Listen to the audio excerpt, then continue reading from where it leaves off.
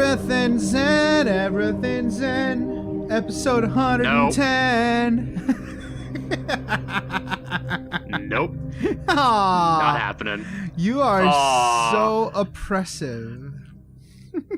Dude, after Ace, I have Ace of Base on my computer right now. Ace of Base. You don't want Gavin Rosdale Yeah. on your it's funny. Yeah, I'm pretty sure I don't.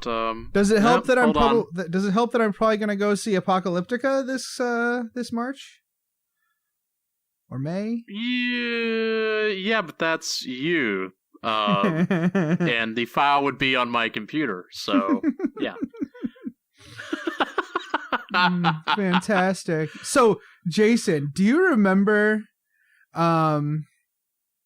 when I said I was probably only going to get like one model painted? That is exactly what happened. I painted a model. Boom. Sweet. All right, so you got your commitment in. Yeah, well, all right. Oh, hey. my Masters of the Forge commitment, certainly not my 1 hour a night commitment, which I still have to paint. I still have to paint the unit of intercessors. No, Inceptors. It sounds like a Decepticon, doesn't it? The Come, Inceptor! We'll defeat these Autobots once and for all! But yeah, I still need to paint those, but that will not be happening anytime soon. Nope. Sure. So much to do. You're heading off to the land of the mouse. Land of the mouse. And I'll tell you, I'm getting a little stressed out because we have a house sitter, and that means we have to like clean or something. We have to make sure, like like our smoke detectors have had no batteries for like 6 months. Oh my god. Okay. Yeah. It's one of those things. I haven't had light bulbs in the upstairs like hallway, like the light that's above the stairs. In the morning we get up and we turn on the flashlights on our phones so the dogs don't fall down the stairs. So I replaced I didn't just replace the light bulb on that though. I like straight up replaced the light with an LED lamp so that I never have to do that again. It'll literally outlive me. Which is great.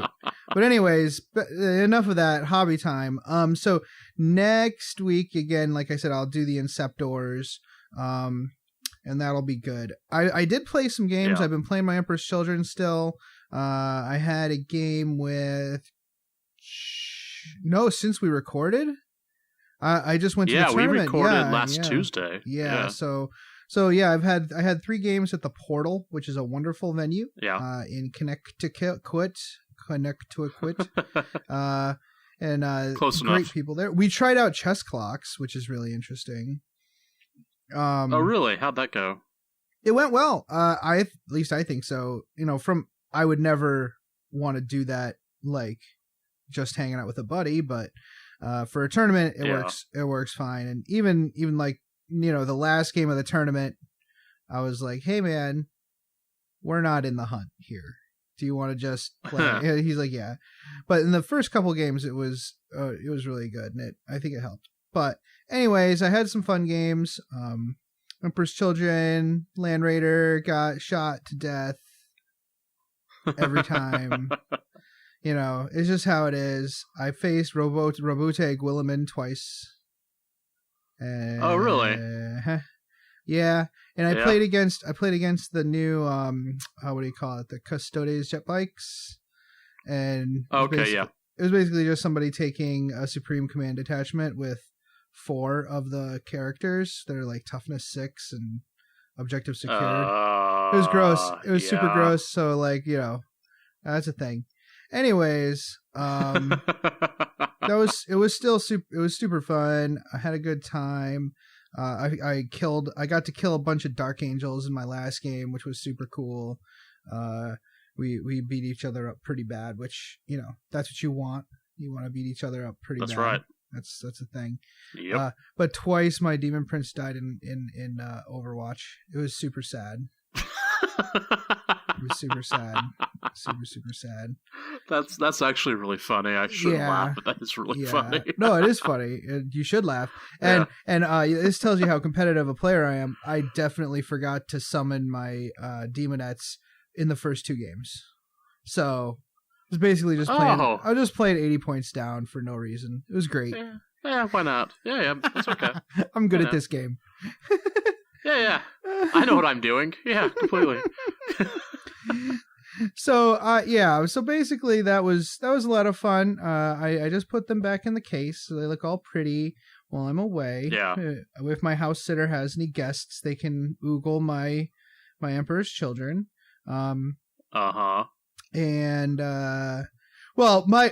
my house sitter comes with the notion, oh, can I use your game room to play Dungeons and Dragons? And I'm like, yes.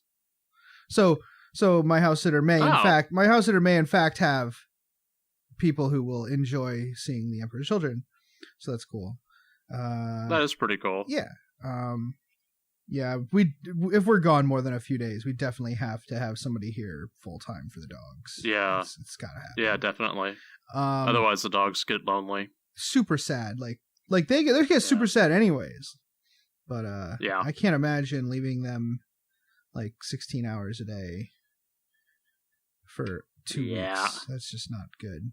So anyways, what else? Oh, so we played those games. Oh, and I did pick up finally picked up, like, this year has been the year for making up on hobby purchases, because I just purchased, like, in the last time I was there, I picked up the Was Blasta Bomb Jet, or whatever it's called, Was Bomb Blasta Jet. And I also picked up a Gorkanaut for the first time.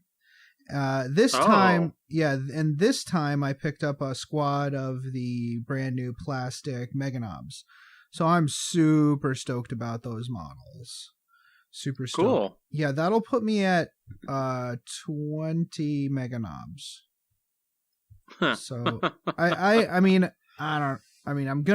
definitely run it at some point, because that's just stupid. I'll put like 4 units of 5 Meganobs into 4 trucks and just have fun with that.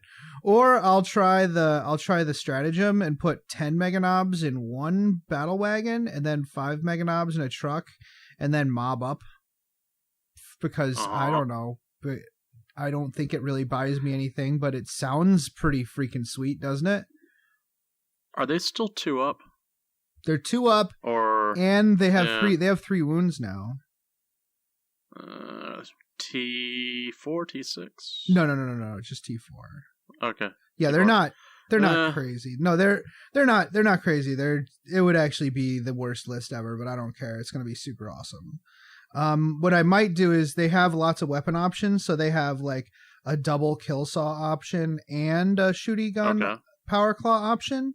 And also at Du Bois GT, I actually won a bunch of kill saw arms from Cromlech in a raffle. And I have a bunch, and I still have a whole bunch of Space Wolf Terminators sitting around. And a bunch of knob heads that I can, and knobs. Yeah. So I think this 20 Meganobs might turn into like 25 or even 30 Meganobs, which I will probably have to call Death Wing, right? Like, I have to do that, right? Yeah. Like, it has to be called Death Wing. DEFF. Yeah, it does. Okay, I'm just double checking. It's a moral imperative now. I'm just double checking. That's a moral imperative. Sorry. All right. Yeah, that's the 4th rule of robotics, right? Like. Yeah. Yeah. You just roped yourself into that one. So have fun. So I had a lot of fun with the Emperor's Children. It was great for the past few weeks. My game with Bill was super awesome. My game with Josh was super awesome. My game with John was fine. My It was all right, whatever. And thanks to John for driving to the tournament. I really, really appreciate that. Mark came with us. He's about to have a baby. Congratulations, Mark. He's gonna man. have Congrats, a Mark. baby. Mark's baby's name is the Knight. Or Conrad. Okay. Conrad, actually. But we're gonna we're gonna call him the Knight, but because reasons. Yeah. So I think that's about it. Oh, so like I said, Alexis and I are planning on doing a big like apocalypse thing. So we're gonna rope a dope John into it and a bunch of other people. So I think after this, after I do these Inceptors, I might pick up orcs again, just so I can have. It would be really great to put all my orcs on the table, and I can't put all of my orcs on my table if all of them aren't painted, right? So, I talked about that last time. So, Adam, you can't put all of your orcs on the table unless you got like 4 or 5 of them. Tables, that is. Yeah. Well, that's why we're going to do it at the game store. Yeah. We're going to do that at Okay, just because the last time you did an army picture, it took up your dining room. Yeah. Oh, yeah. It didn't just take up my dining room table. It took up my dining room. Yeah. Straight up. What might be a good idea, Jason, I think, is to go there the night before and deploy. Yeah, that's probably a good idea. Right? I think think go up there after dinner and just deploy and then come back the next day. I'll talk to Alexis and John about that. That's probably a good call. Yeah. And a couple other things. We're thinking about doing. So I've been hanging out with some of the guys from Queensberry a little bit. Pat and I have, and they're probably going to be doing a cool Age of Sigmar Escalation League. So I don't know when. I'm not in the Facebook group yet, but I think I might be doing that. And the unfortunate thing about it being an escalation league is it makes me want to start a new army, but no, I can't do that. Nope. So what I think I'm going to do, if you recall, I painted my Seraphon in a month. So what I might do is I might take, the points level for that week or for that month or whatever, and like punch up the paint jobs. Okay. Yeah. Like I had 0 I's are dotted. That's how quick it was. So, okay, not 0 I's. The eye, like obviously I dotted the I's on the monsters and stuff, but not the warriors or anything like that. So maybe I'll go ahead and do that. I'll punch those guys up, and that'll be later. What else are we doing? In April, we're going to be doing a couple things. One, the Battle for Salvation guys are putting on a team tournament down in downstate New York. So a bunch of us might do that. It's like an ETC style thing. So I think that might be a really great opportunity for some of us to kind of get a cool themed team army going, or for all of us to just play my orcs. I'm not sure which. But that might be a thing, because we always have trouble getting to the actual Battle for Salvation. So I'd say go with those orcs. Guys are cool. Yeah, that'll be really good. Then what else? Oh, in April we're going to be doing a what's it called? Open war event, where it'll be a lot more casual. It's like at the Golden Sprue Cup we had a friendly event that used the open war cards. So that's what we're gonna do. We're gonna do an event that uses the open war cards. So there's gonna be a narrative involved. It's gonna be super fun. Even though we're gonna use the open war cards, which is random, we're gonna try to weave that randomness into a narrative for the event. So if folks want to come out and do a fun narrative thing, I'm not sure what power level we're going to do yet, but we're definitely going to do power level. It's going to be, and there'll be penalties for, I would expect most people, if they do bring a powerful list, they will they'll be as surprised as we are, and will hopefully self-regulate, because I'll let people change up their lists throughout the day, because that only makes sense, I think. Yeah, that'll work. Very cool. I can't look too much farther into the future than that. I don't know if I have mentioned it, but I am doing Cruise Hammer this year. It's far enough down the road. Like, I couldn't do Adepticon so close to the cruise. So close to Disney. But I probably am doing Cruise Hammer. I am doing Cruise Hammer this year in October. So if anybody's going to that, let me know, and we can meet up. Well, clearly going to meet up because definitely. There's not much, you're on a boat, you can't miss each other. But anyways, yeah, that's me. I'm also supposed to go to California in November, so I gotta save my time. Like, I can't take any time off in the summer. Yeah, that's gonna be painful. That could be a problem. It's gonna be painful. Yeah, especially with the pool and the pool. Yeah. It's okay. Yeah. I'm going to soldier through it, and I'm going to keep calm and carry on. I can do this. Jason, what have you been up to the past 3 days? Okay. Listeners, so just so you know, we recorded 7 days ago? Yeah. So we haven't had a lot of time to do much turnaround. I did get some stuff done though. Mm-hmm. I think I talked about, I magnetized all the options I could for the Land Raiders, so now it's a Land Raider, but it's also a Crusader. Mm-hmm. And I magnetized the Predator. That's all primed. Which is pretty cool. I'm happy. I just need to bust out the airbrush and go to town. Let's see. Necromunda. So GW was very nice, very kind, and sent us a perusal box for Necromunda, and I was like, all right, I'll go ahead and build these, and then I got busy, and then as you do, stuff's coming out, and I was like, I should build that and go play it so I could talk about it, because and man, that is a ton of bits. For those of you who have the Necromunda game, you understand. For those of you who haven't picked it up, there are bits for everything. There are, you can build the stock models, but you have plenty of stuff if you want to go through and do an Inc. 28, the Inquisition 28 game, or Kit Bash, just, whatever you can think of. A lot of really cool little pistols and axes and just overall gear that's pretty nice. I'm contemplating kit bashing some of that with some Dark Eldar stuff and maybe some Sisters of Silence stuff to finally create that Ordo Chronos Inquisitor I've been trying to do. Yes. Yeah. All right. Eisenhorn. What? Sorry. Yeah. Yep. Well, it just went. What is it? So. All right. Let's see. I didn't mention this on the last episode because I forgot. But I read through the Sons of Hydra novel from Rob Sanders. Mm-hmm.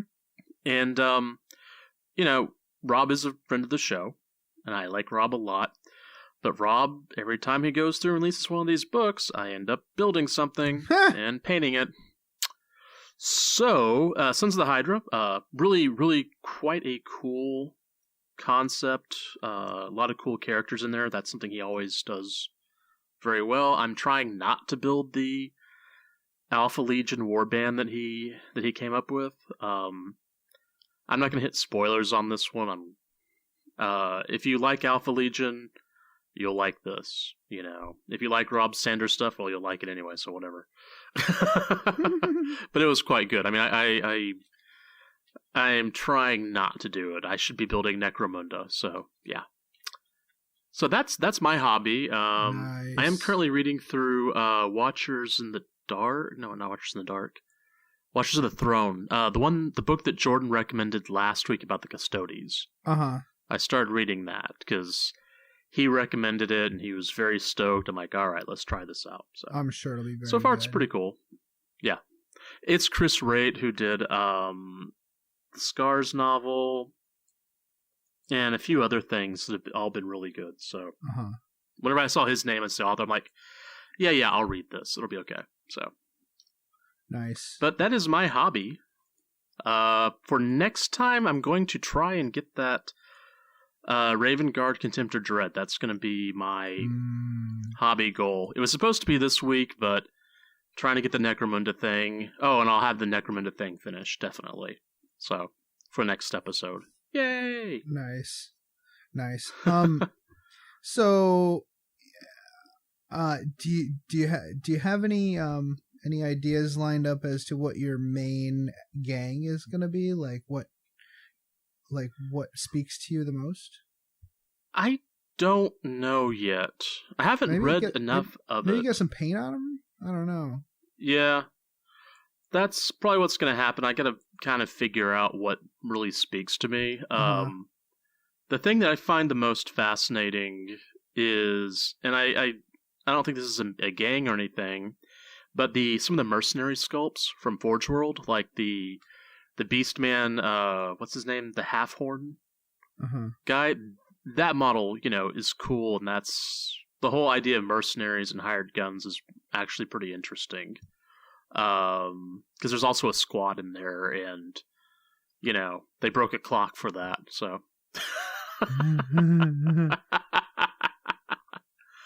but I don't know. I think as I play it, I'll get it figured out.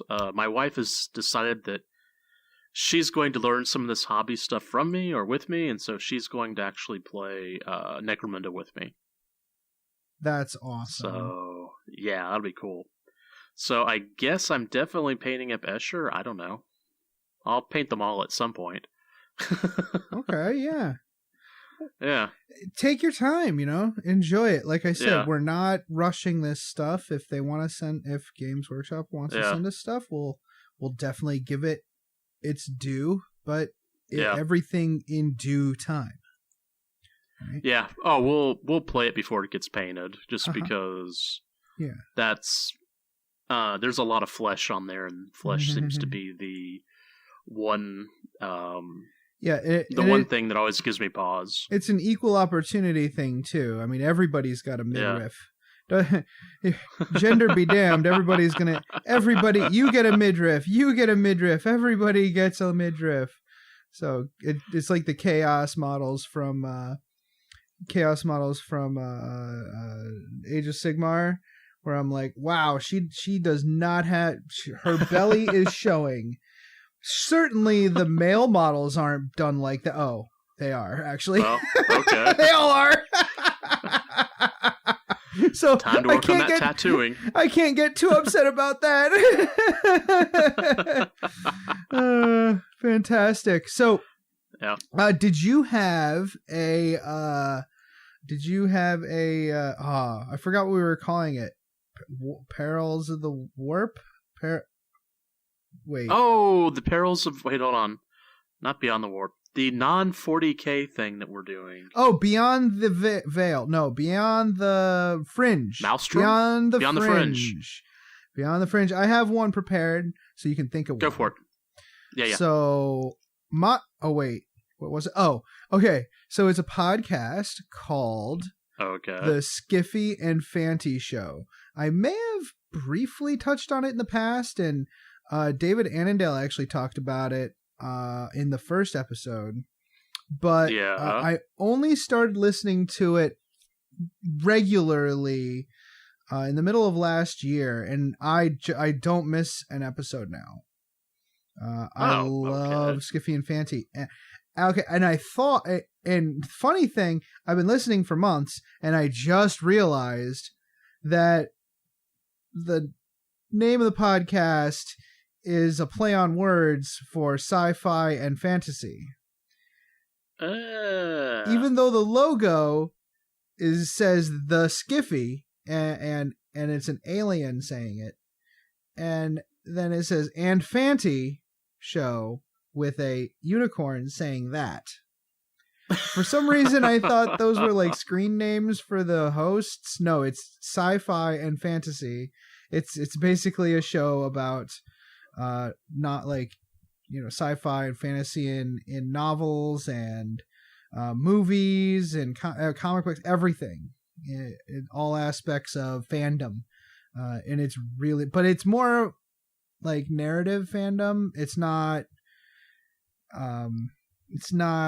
like The Nerdist, which is takes on the fandom and talking to actors. This is more talking to authors, creators of the things. Not that acting is, there's nothing wrong with acting, but this is more focused on people who actually tell the stories and the stories themselves. And it's really, really good. And it has a lot of very serious conversation about a lot of very serious topics. Also, in general, about people gushing over novels and stuff, which is awesome. But there's also sometimes a lot of good fun as well. And if you want a good introduction to the fun side, the most recent they do a group of they do a show where they call it torture cinema episodes where they talk about a terrible movie that they watched. And the last one was episode 344, Krampus, The Reckoning, a 2015 movie. Wow. And our friend, I think David Annandale is on that too. And it is fantastic. If you don't like banter, I do not recommend that episode. But if you love the banter and don't mind a little bit of swearing, then go for it. It's okay. Yeah, David isn't on that, but still, it's really, really funny. Watch it. And when he is on those, though, when David is on the torture cinemas, it's the best because that's his life. Like, old cheese, like not just specifically cheesy sci-fi, but he is a master of the cheesy sci-fi regardless, and he has a deep respect for it in weird ways. It's really, really good. So, but if I remember right, David teaches contemporary literature and like examining science fiction, right? Yeah, well, and also movies. He also, I think he also has a sci-fi movies course that he teaches in BC. Okay, so, cool. Yeah, he is an expert. He would be your character witness. He would be your character witness if you stabbed somebody with a unicorn horn in the future when the veil is pierced and orcs roam the land in biker gangs. So Shadowrun? Yes, what? Shadowrun. Yes. Thank you. Hey man, I'm there to help. So check out the Skiffy and Panty show. It is rad. Let's see. So what do I have to offer? Well, yeah, okay. I've got a couple things, but there's one I'd like to talk about. Face Off.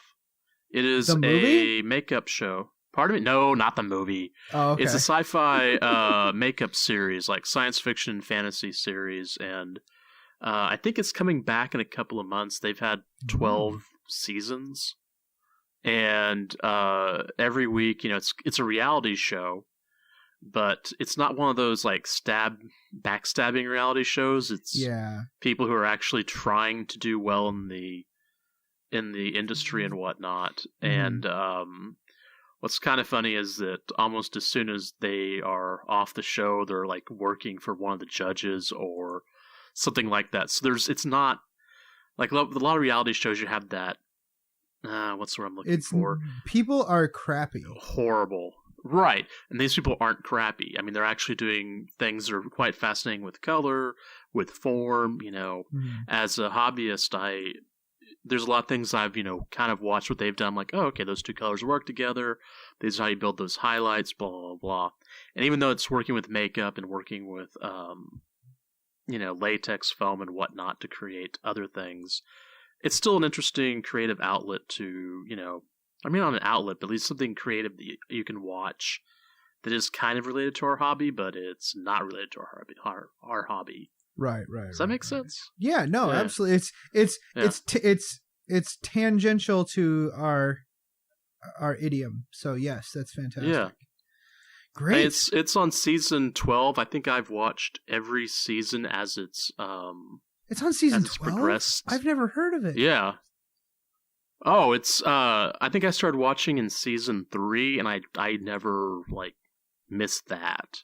Mm-hmm. You know, even when we didn't have sci-fi, I just I subscribed to it. I was just like, I'll pay the $19-20 for the season or whatever. So, but yeah, it's some great stuff. You know, there's a lot of science fiction, a lot of fantasy stuff, a lot of, you know, ghouls and horror, of course, but there's other stuff like beauty makeups and whatnot, where it's like, here, create this creature, but the creature has to be, you know, beautiful. And, you know, beauty is, you know, what the artist defines. So it's interesting. I do highly recommend it. Excellent. So, yeah.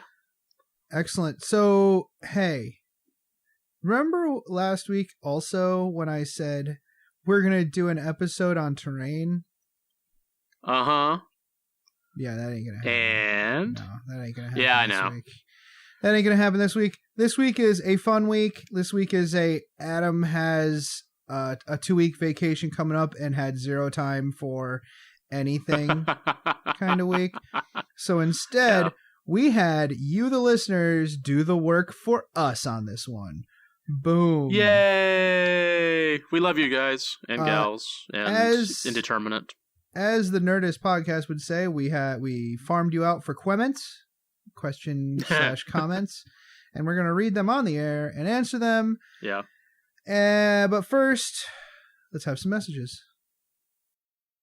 Hey everyone, just wanted to let you know about the Show Me Showdown, which is an ITC Grand Tournament held in Kansas City, Missouri, on July 21st and 22nd, 2018, and is being held at Staley High School in North Kansas City. The event is being held to raise money for 2 student programs, FBLA, the Future Business Leaders of America, and DECA, Marketing and Entrepreneur Program. These 2 student organizations raise money each year to help with student activities and programs that prepare kids for business careers. All the rules and information for the event can be found at their website, www.showmeshowdownt.com, or on Facebook at Show-Me Showdown GT. Just a reminder, location is Staley High School in Kansas City, Missouri. 40 players, match play of 2,000 points. The entry fee is $30, and the format is the ITC 2018 Tournament Pack. One last time, www.showmeshowdownt.com. Thanks. Oi! After an hard day's shopping, I like to head down to the pub and enjoy a good brew with me mates.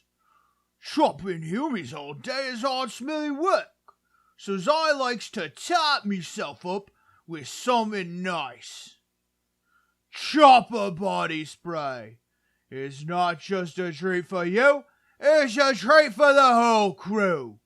Now available in Green Apple Grunt, Illinois After Dark, and Oops Don't Press That Fragrances. Chopper body spray, don't make me axe you twice. Come here, boy, get the ball. Come on, Max, get the ball. Mom, Max won't get the ball. He's lazy. I think I know why your Zote is being lazy, Jenny. Why, Mom? Because you forgot to feed him his Zotabix today. Oh, no. Oh, yes, Zotabix contains all the nutrients and random animal parts a growing Zote craves. It not only provides our Zote with the energy it needs to play with you and protect our home, but it also keeps its chitinous shell fresh and shiny. Oh, boy, I'd better feed Max his Zotabix. Yes, you had. Zotabix is made in part from grade Max, A time for Astra dinner. Militarum post-engagement byproduct and is infused with 112 essential vitamins No, and Max, minerals down. harvested from your Zote's natural habitat, the finest desert duckweeds. Ah! Zodabix is available in any shopping center on worlds where Zotes are allowed or where the Imperium's inexorable influence has not yet reached. Hey mofos, are you looking for more Warhammer 40k video content? Well, the Scarred Cast posts regular battle reports as well as tactics and strategy videos. Be sure to check out all the cool hobby content for the avid tabletop wargamer. That's Scarred Cast, SKARED on YouTube. Hello, everyone.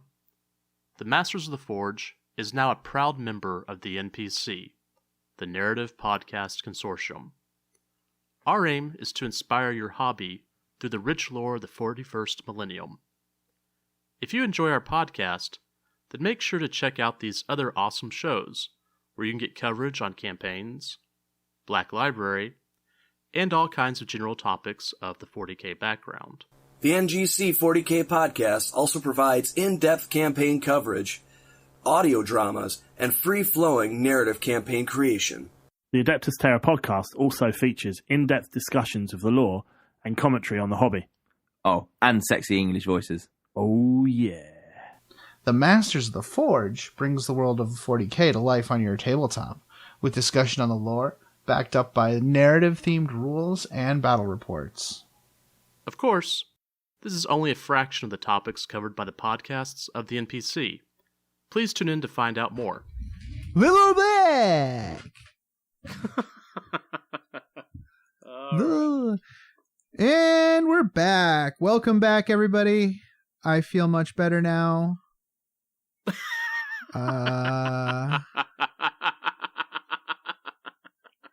Okay. Jason, remember when the Itchy and Scratchy show had to clean up its act, and it was like love, love, love, friend, friend, friend, or something, and all the kids were like, "This sucks," and then they stepped out. And all the kids all at the same time stepped outdoors, and they rubbed their eyes with the glare of the sunlight. No. Oh man, I've not remember that one. I'm a heretic. Oh, Blam. Yeah. Well, okay. Listen, there have been about 47,000 episodes of The Simpsons. Oh yeah. You are under no obligation to remember everything. Yeah. That is I haven't fact. watched in a while. Yeah. Yeah. All right. All So we right. ready for listener questions? I am. Why don't you hold on? Who should do the reading? Okay. I feel like I should read the question, and you should get Okay. first crack at the answer. Oh crap. Okay. Well, Or let's see what we could do it happens. the other way around. Why don't we do it the other way around? Or why don't we start doing it with you reading the questions, and then you just take over whenever you feel like it? So we're doing it live? Yeah. Oh yeah. Like there's no. Like that's all this is. That's all this is. And the only thing differentiating this from our usual 3606 show is is the fact that I am sober. The only thing I'm drunk on right now is a steak, which was pretty good. Oh, okay. I did have a couple of shots of rum earlier. So Ooh, very nice. yeah. Yeah, but I need to have, just enough to take the edge off, but not so much that I don't care about the profanity. There we go. Fantastic. Because when we have the show with everybody, I don't care. And I'm typically one of the worst offenders whenever I don't have to edit. But So for those the of you who first- will be listening to Splinter Mind, you will hear that very that soon. was fun. That was a fun. Yeah. But it must have taken him forever to edit that thing. Yep. And not only like I think he has it all edited, but he had to embargo it because of edited for content. Anyways, Yes. so radio edit. Ruh-roh. Okay. Actually, by the time we publish this, it won't be embargoed anymore. Okay. Well, Cool. it might not be. I don't know. Let's Just not in risk case, it. 3720. Anyways, the first group of questions, I believe, is from our Discord group, right? Yeah, it's Mark from NGC 40K. Oh, the question is, how big is a hab block? How big is a hab block? That's a really good question. So I was thinking, unless there really is a definition somewhere that someone has given, I would assume that all you have to do is open up any Judge Dredd comic from the 80s, look at it, and say, oh, that is the size of a hab block. Because that is exactly the kind of thing. And maybe just take it to 11, right? Like, because that is the kind of thing that the folks who came up with Warhammer 40,000 were ingesting at the time. And Mega City 1 absolutely is probably, okay, you can't say absolutely and then add probably after it, but I'm going to do it here. Mega City 1 is absolutely probably one of the major influences for the concept of the Hive City. Yeah. Yeah, that right. That makes a lot of sense to me. Right. That whole building. I'd written down, because I kind of took some notes to try and think of some stuff. Sweet. I was thinking like a 1 kilometer by 1 by 1, like kilometer wide, kilometer in length, and a kilometer tall. And then each building would have like, I was at the grocery store playing with the numbers. Sorry, it's real nerdy. 111 meters between each building, which means that there still wouldn't be light that hits the ground. Mm-hmm. And so there'd be perpetual darkness down the first few levels. Oh, sure. But it's still wide enough to, get a couple of Bane blades or something through there in case. Do a 3-point turn with a Bane blade. Yeah, well, 3-point turn with the Bane blade just means crunch. What was that sound? We're just knocking paint off. It's good. It's good. You just have one. You have the left tracks turn forward and the right tracks turn backward, and there's your 3-point turn. Yeah, pretty much. Oh, and so the reason I had the very specific space between each building is so that a 10-kilometer larger block would contain 81 hab blocks. Ah. Sorry, okay. I was thinking about this for some bizarre reason. I don't know. I like it. That's what happens when you leave me alone to, contemplate weird stuff. It's a good pencil sketch because you get to a certain point where even the concept of ferrocrete or whatever magical substances we're using to build these things, you got to start thinking about how to support it and transportation through it. And even in the Imperium, you have to have some level of sanity when it comes to transportation and building materials. And I also don't see the concept of a hab block being grandiose in any way. So when you think about these giant Gothic cathedrals and administratum buildings, yes, you have these huge, awesome, beautiful structures. But a hab block, to be properly grimdark, is unlikely to have that Gothic feel to it. It's probably just a stark, if you've ever seen the movie Koyaanisqatsi, it shows the kind of towards the end of the whole movement of putting people into these small apartments in huge apartment buildings in New York City and Los Angeles. And it shows their destruction because all it did was make people miserable, and it created a life that no one wanted to live. Some of those buildings still exist today, but they don't really build them anymore because it's not something it's not a place you want humans to live. So why don't I do the next one? Next one is Jordan. Go for it. Hey, Jordan. Yeah, thanks Jordan. for being on our show. It was great. It was super great. His question is, when and where do you think we will see ESAD Wire again? What do you think, James? Yeah, okay. Jason? Whatever your name is. Yeah, Jason. Whichever J name. you are. I'm pretty sure. Yeah, I think I've got it. All right. So I actually had to look this up because I cannot remember who ESAD Wire was. It's Beast Cruel. Yes. Hey. Yes. He's back. Okay, so his timeline occurs during M32, and I guess at the end of the Beast Arises series, he was turned into an Eversor. Oh, he was. So he you know could what? be put I just assumed he would. So that makes sense. Yeah, so he could be put on ice for, a while. So in M32, was it M32 that the scouring occurred? The scouring was just before. The scouring was just after. Beast Arises. No. It was before Beast Arises.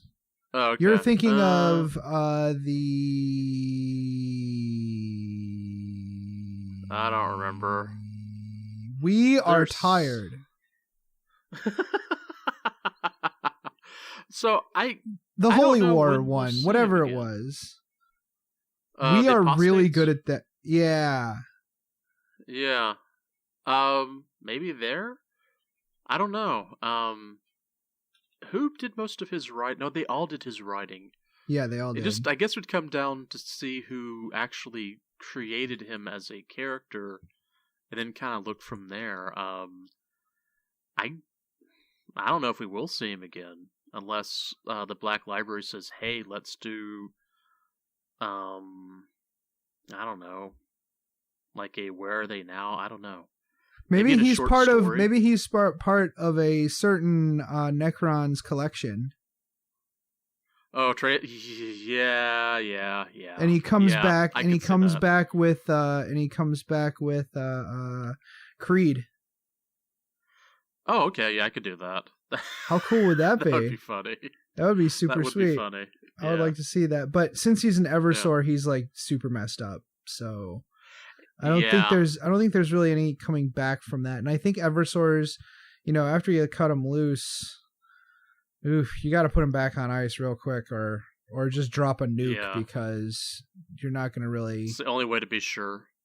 It is quite the only way to be sure. Yeah, Age I of did go through- Apostasy. That was it. I'm pretty sure we're Is gonna that get it? or the Novatera Interregnum. Yes, we did. We did a little thing on Okay. that. That one would be really good too. And then we can get the Hrud back. Yeah.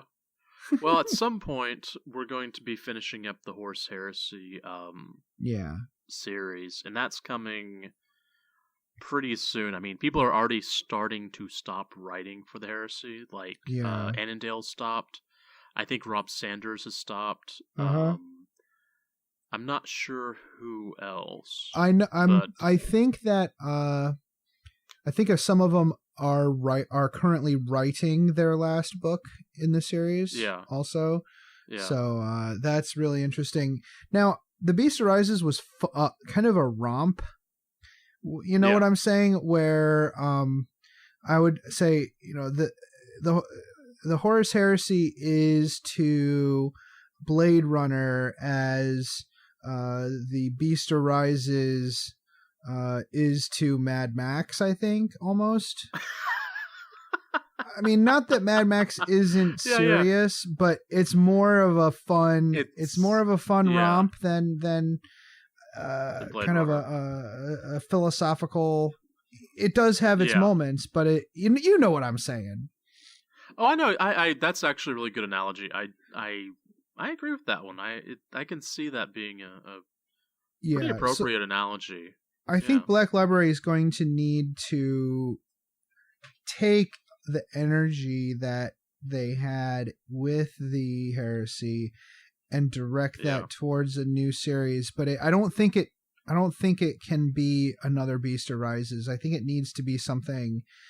It needs to embrace the darkness and keep it serious and capture people's imaginations. So I'll be interested to see how that goes, and I hope that the fans can embrace it and give it a chance. Yeah. Well, what's interesting is a lot of these projects are 2-3 years out, so they're probably already planning stuff for others that we just haven't heard about. So I'm sure they've had a meeting because the Horus Heresy does it's a revenue stream, and they don't want to lose it, and I think they're smart enough to know what side of the bread they're buttered on, right? Or whatever. Yeah. What? Yeah. Bread, whatever. They know what Yeah, I know side what their you're bread talking is buttered on, and they're not going to drop their toast butter side down on the dirt. I think they're gonna do the new series justice, and they're gonna put a good starting point. They're gonna put a great author of the first novel, and people are gonna love it. Yeah, right, I'm looking forward to that. What's the next question? All right, so this is from Wolf242 from our Discord group, but I Zwei, can't vier, remember his name. zwei. Zwei, vier, zwei. Okay, so so his question is, where is Cypher now? Freeze! Shoot to kill or die! Cypher, that's a good question and an easy question He's to on my answer. painting table right now. Nice! It's an easy question to answer. Boom. Well, Okay, go for it. so there is actually some argument. But according to the Custodes book, Cypher is being chased by the Custodes across the Cicatrix Maledictum as we speak. And the Custodes have strapped a bunch of Sisters of Silence to the front of their spaceship, and they're basically using them as a dozer blade to get through the Cicatrix Maledictum. And then their ship is being followed by a dark vessel of some variety. But some are saying that Cypher is actually still on Terra, and it's all a big hoodwink and whatever. I don't know. Yeah. So- The tune that comes to my mind is, remember the Smokey and the Bandit? Oh, yeah. Eastbound Eastbound and down? Yeah. Yeah. We're going to do kinda what they say can't be done. But That's right. we do have a long way to go, and we do have a short time to get there. So, hey, Bandit, you better run. The next question comes from Sman. I think he's a snick. Peter. Peter, who's from the Discord group as well. And also from Sman. He's a snick. What dice do you use, Jason? I'm using the Chessex Clear right now, but I used to use Tinsy dice because I had a ton of them, and so I used them. But I moved over to the clear ones because some of the Tinsy dice rolled really odd, just really odd. So I was like, we'll go ahead and get rid of those. What about you? What are you using? Wendy bought me some dice for my Emperor's Children, and I am actually planning on using those always now. After that tournament, like I was singing the praises of these dice before. Now it's cranked up. I am really a fan of these dice. So she bought me they're almost exactly the same dice that you would get in a traditional board game like Life or Monopoly. Imagine the red Monopoly dice, which are actually excellent dice. They're excellent dice. They're pipped. They're just the right size. Clear pips on them. Good color. Yeah. So same size as those. Same the corners are nice and sharp. Not super sharp like some of the those really cutting edge super sharp dice, but not rounded at all. When they roll, they stop. Okay, they don't roll too much. They're just the right thing. And she gave me 10 sets of 10 colors. Rad. Okay. So I can easily say, I need 35 dice. That's 3 colors plus 5. Rad. That is nice. Right. That's a good way. Right. Yeah. So those are my dice of choice, and that is, I don't plan on, even when I play my orcs, I'm going to be like, oh, I need to roll 120 dice. That's all my dice plus 2 colors. So that it just works out perfectly. It works out perfectly. And at the tournament, I was very careful. I counted all my dice after because I'm not losing those dice. That is pretty cool. And they're very colorful, so they match your army. Right, yeah. I'm going to find out, maybe next episode, I'll try to find out exactly what company she got them from, so that if people are interested in the same thing, they can do that. So the next one is, what is the time you got so annoyed and you just didn't want to keep playing a battle? If you need me to walk away, like step out of the room. No. You get your headphones on. No, the one time, and it really has only been once. I had someone who rules lawyered me like to death before I'd even finished deploying. Like I was not even done deploying. I just kept thinking, maybe I should go ahead and call it now. Right. And that was rough. That was not a fun one. Fortunately, I didn't play that person very often. In fact, I rarely saw that person. But that was it. What about you? That's the thing.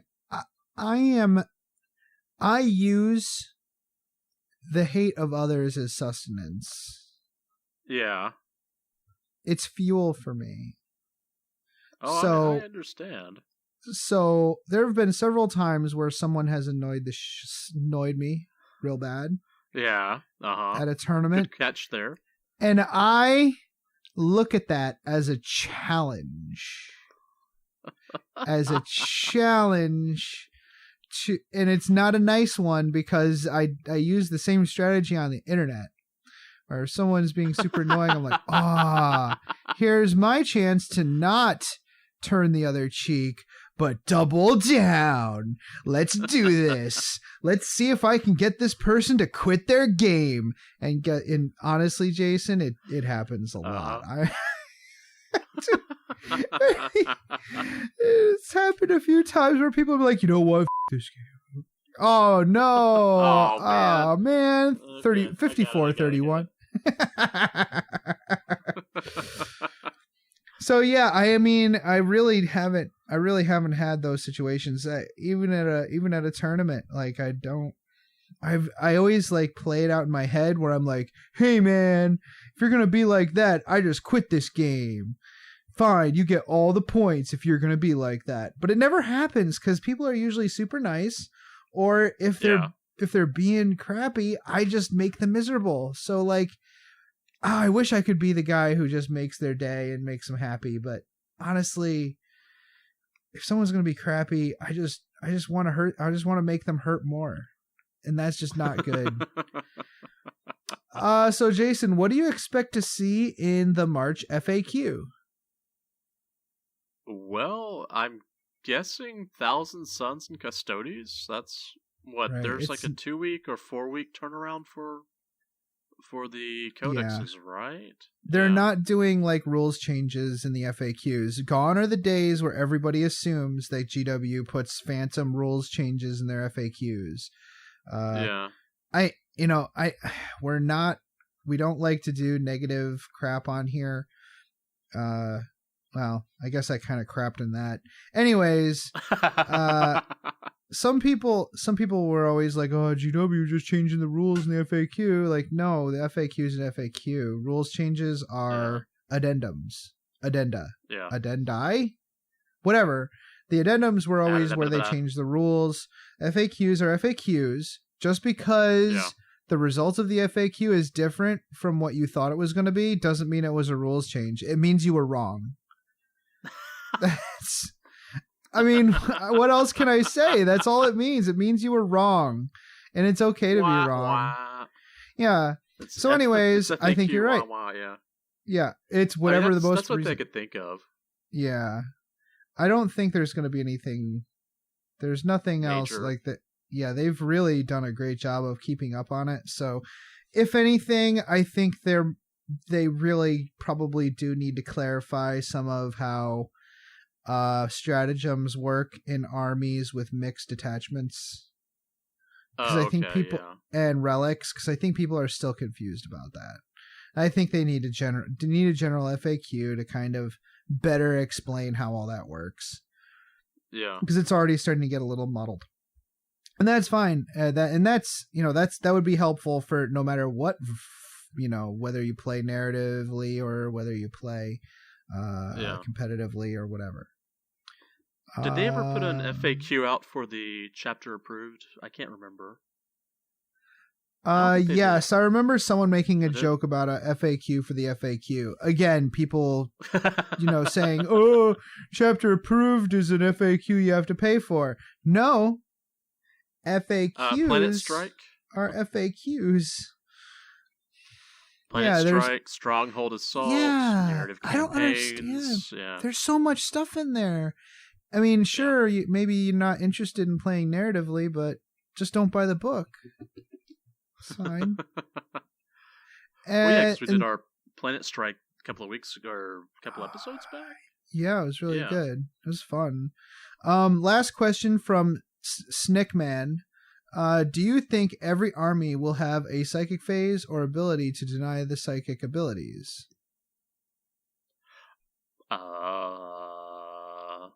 I don't know. That's a good question. I think there'll probably be some that have more resistance. I don't know about denying, but maybe. Yeah. Yeah. I think that's true. I think that kind of it's something. If not, I think every army will have an option for it. Like I know that Tyranids do have psychers, but I'm thinking of Tyranids where you have a specific hive fleet that's designed to combat psychers. Hold on. That is Hive Fleet Kronos. I think so. Isn't it? Or is that the one that goes after Chaos? Is it Behemoth? It doesn't matter. Well, I think that's both. I think it's both, right? So I think every army is going to have something where if you want to tune it that way, you can. And that's what's so great about the new 40K, man. That's what's so great about these new codexes. They've got options for everything. If you want to play an army a certain way, you can. So awesome. So awesome. We haven't seen releases for the Tau or Necrons yet, which those are the two I would... They're the two without really having a psychic phase, right?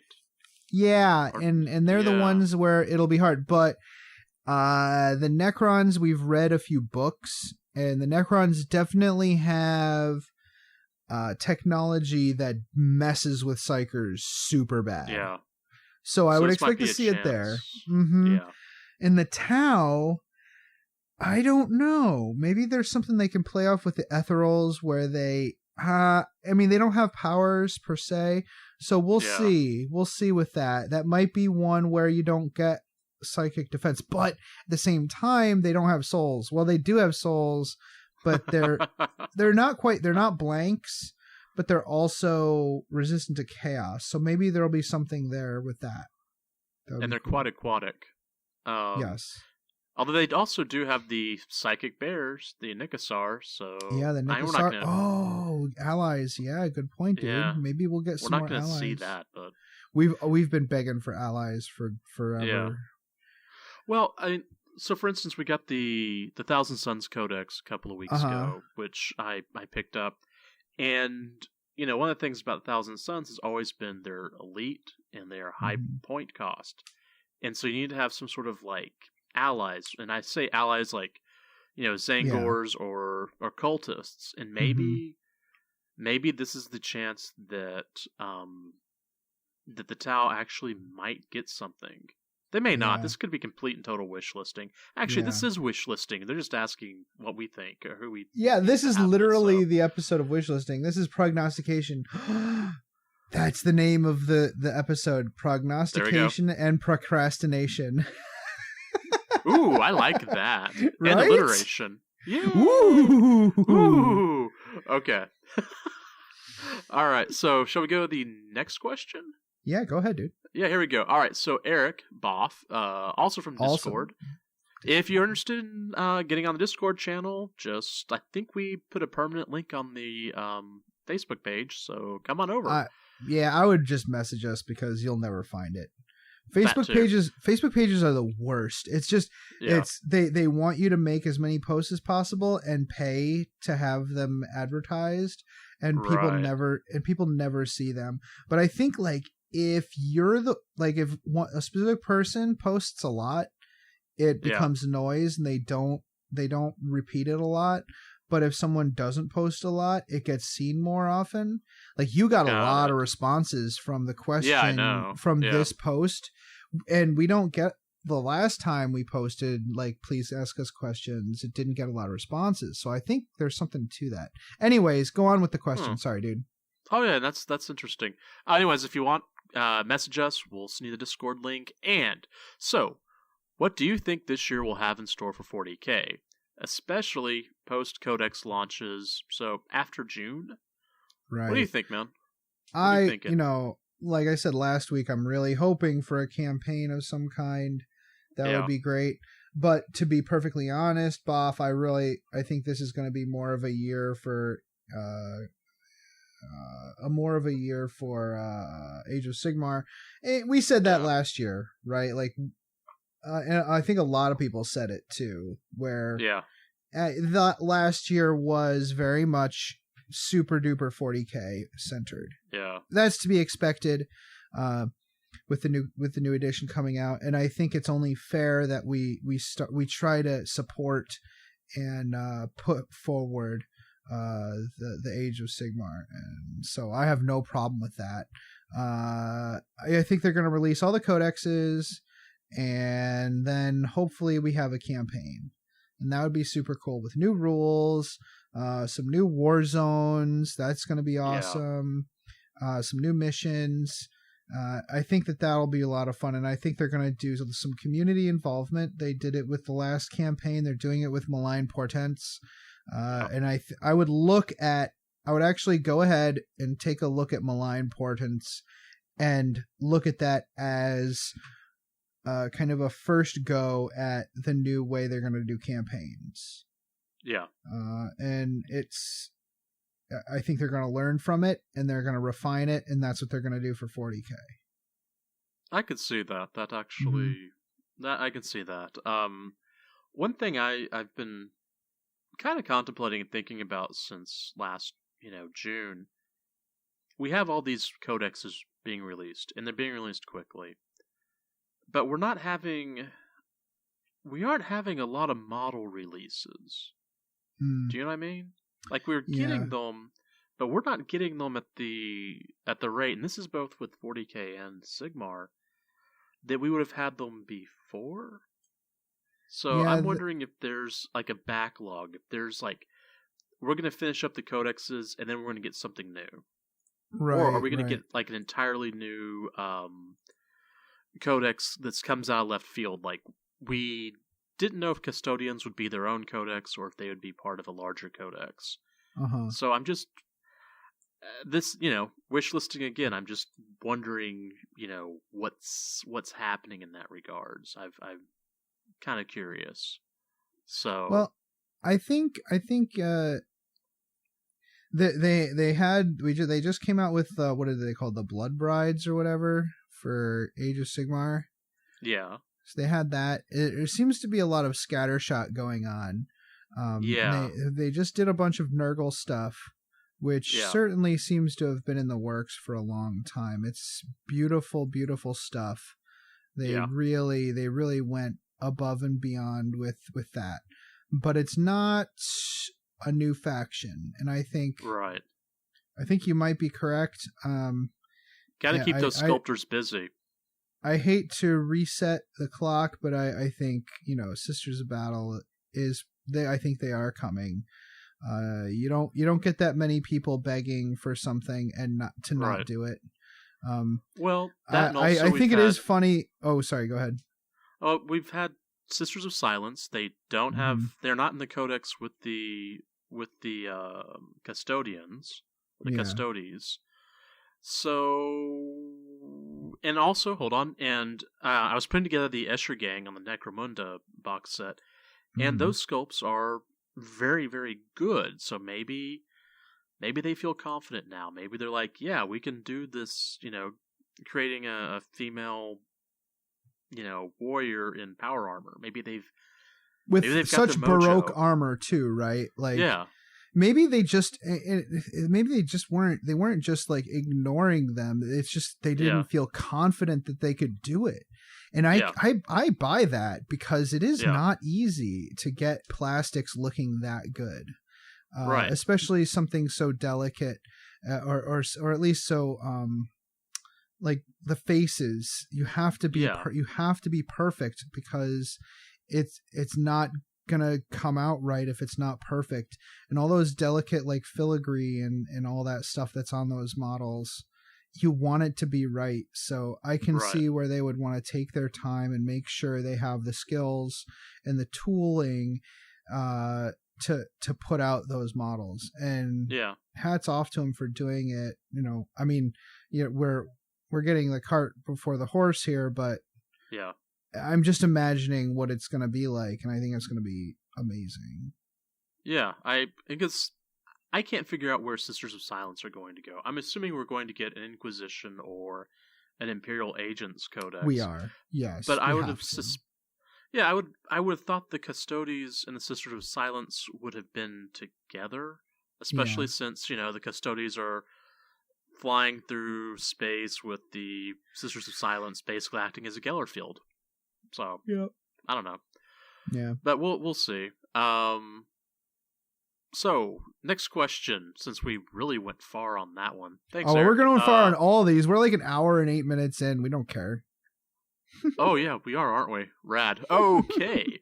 So, hey, our buddy Mike, Malahat Mike, he wants to know, what campaign would you like for GW to tackle next time, either for the Imperial Armor or GW Prime release? What about you? You got one, or you want me to start?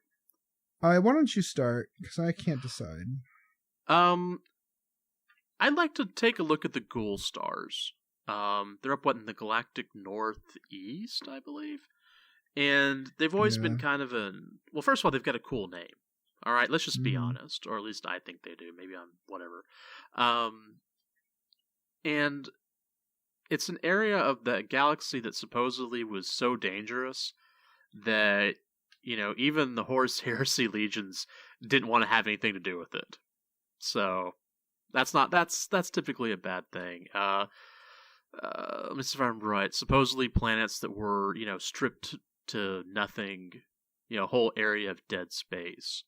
And that kind of fascinates me, what could be coming from that area. Right. Yeah. What about you?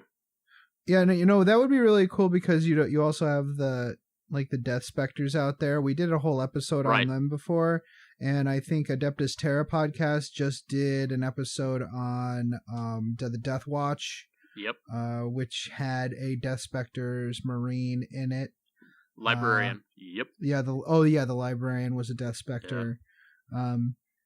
And there's a lot of really interesting things happening over there. Tons of interesting stuff. So I'd be very interested in hearing more from that. For my part, gosh, I think I still want. I think if I were at the helm, I would probably do Age of Apostasy for Forge World. And I would release.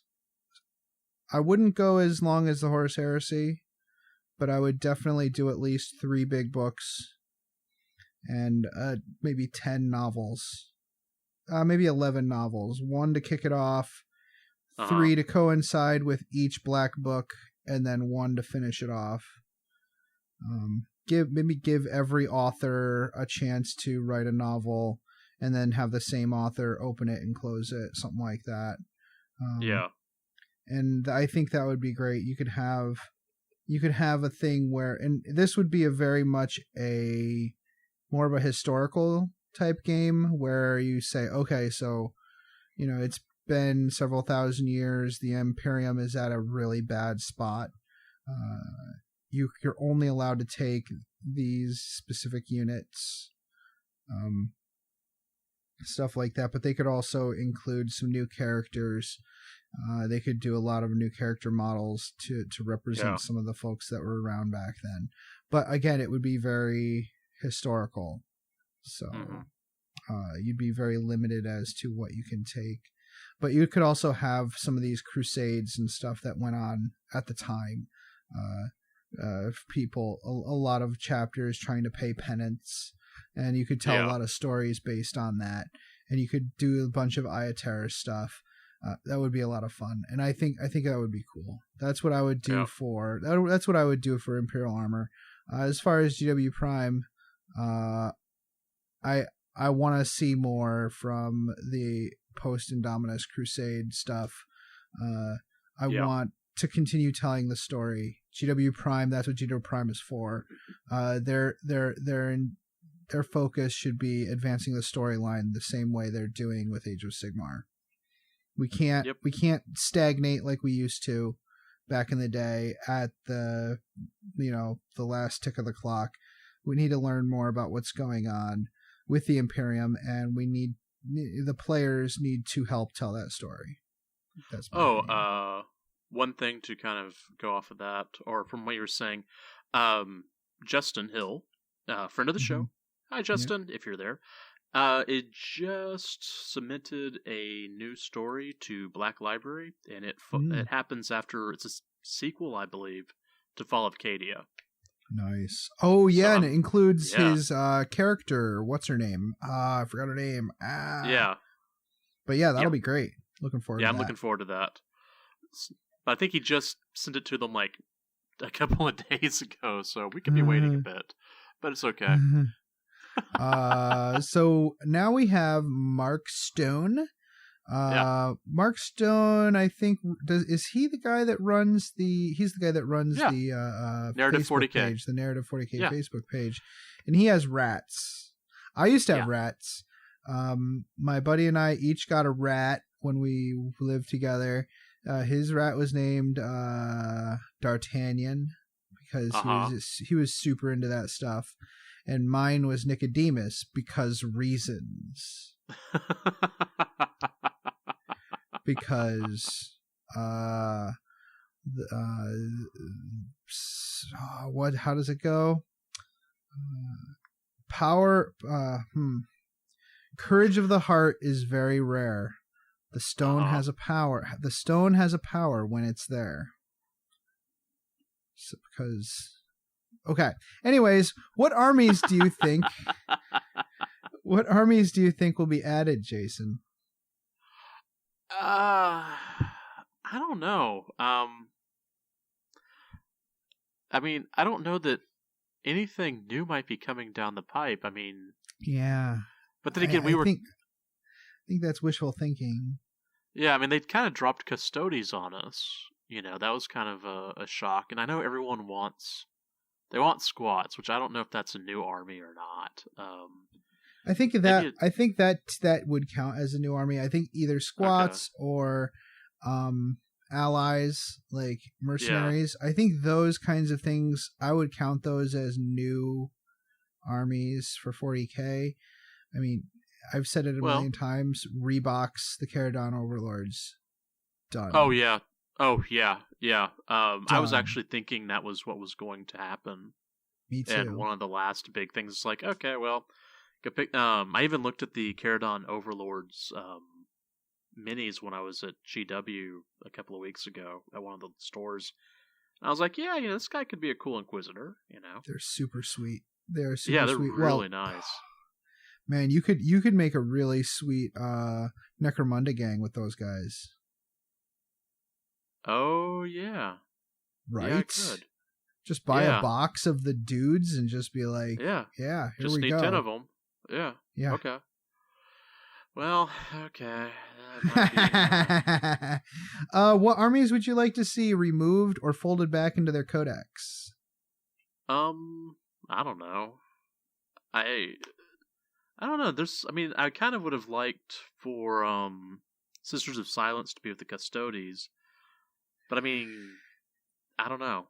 I don't think I really have any that I would want to fold back, because a lot of the armies they have, the codexes actually do play to a certain thing. I think okay, hold on, here we go.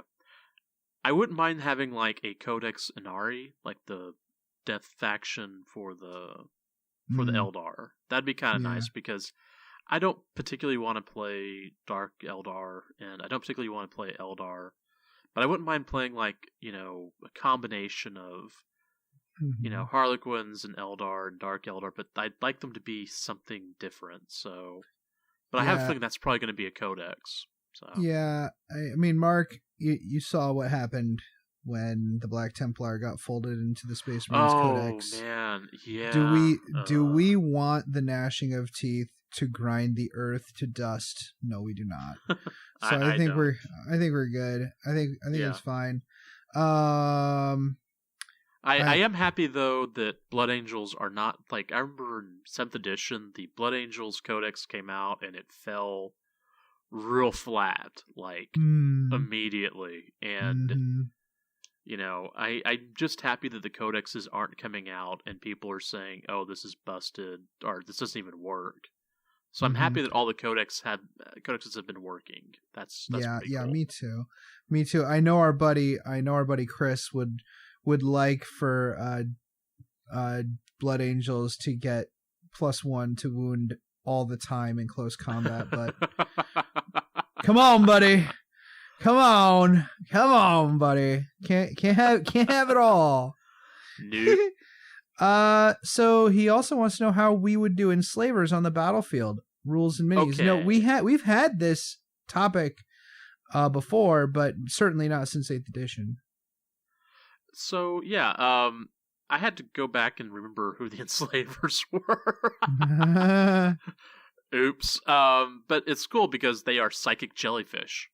And there's some, so he asked about rules and minis, so I'm going to go with minis, because why not? There's some Reaper minis that might work. I have one that's the Gorn, metal. right? Aren't they called the Gorn? Zorn. Maybe? I don't remember. The one that I found was called the Brain Horror. And it's like just a floating brain that has like tentacles and whatnot. Yes. That one would be pretty cool. I'm sure that if you find, like, probably, to be honest, D&D fantasy type miniatures might actually have more of this than, I don't know. And in recent years, D&D and Pathfinder have put out some pretty great miniatures.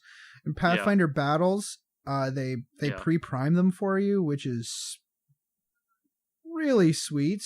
Okay.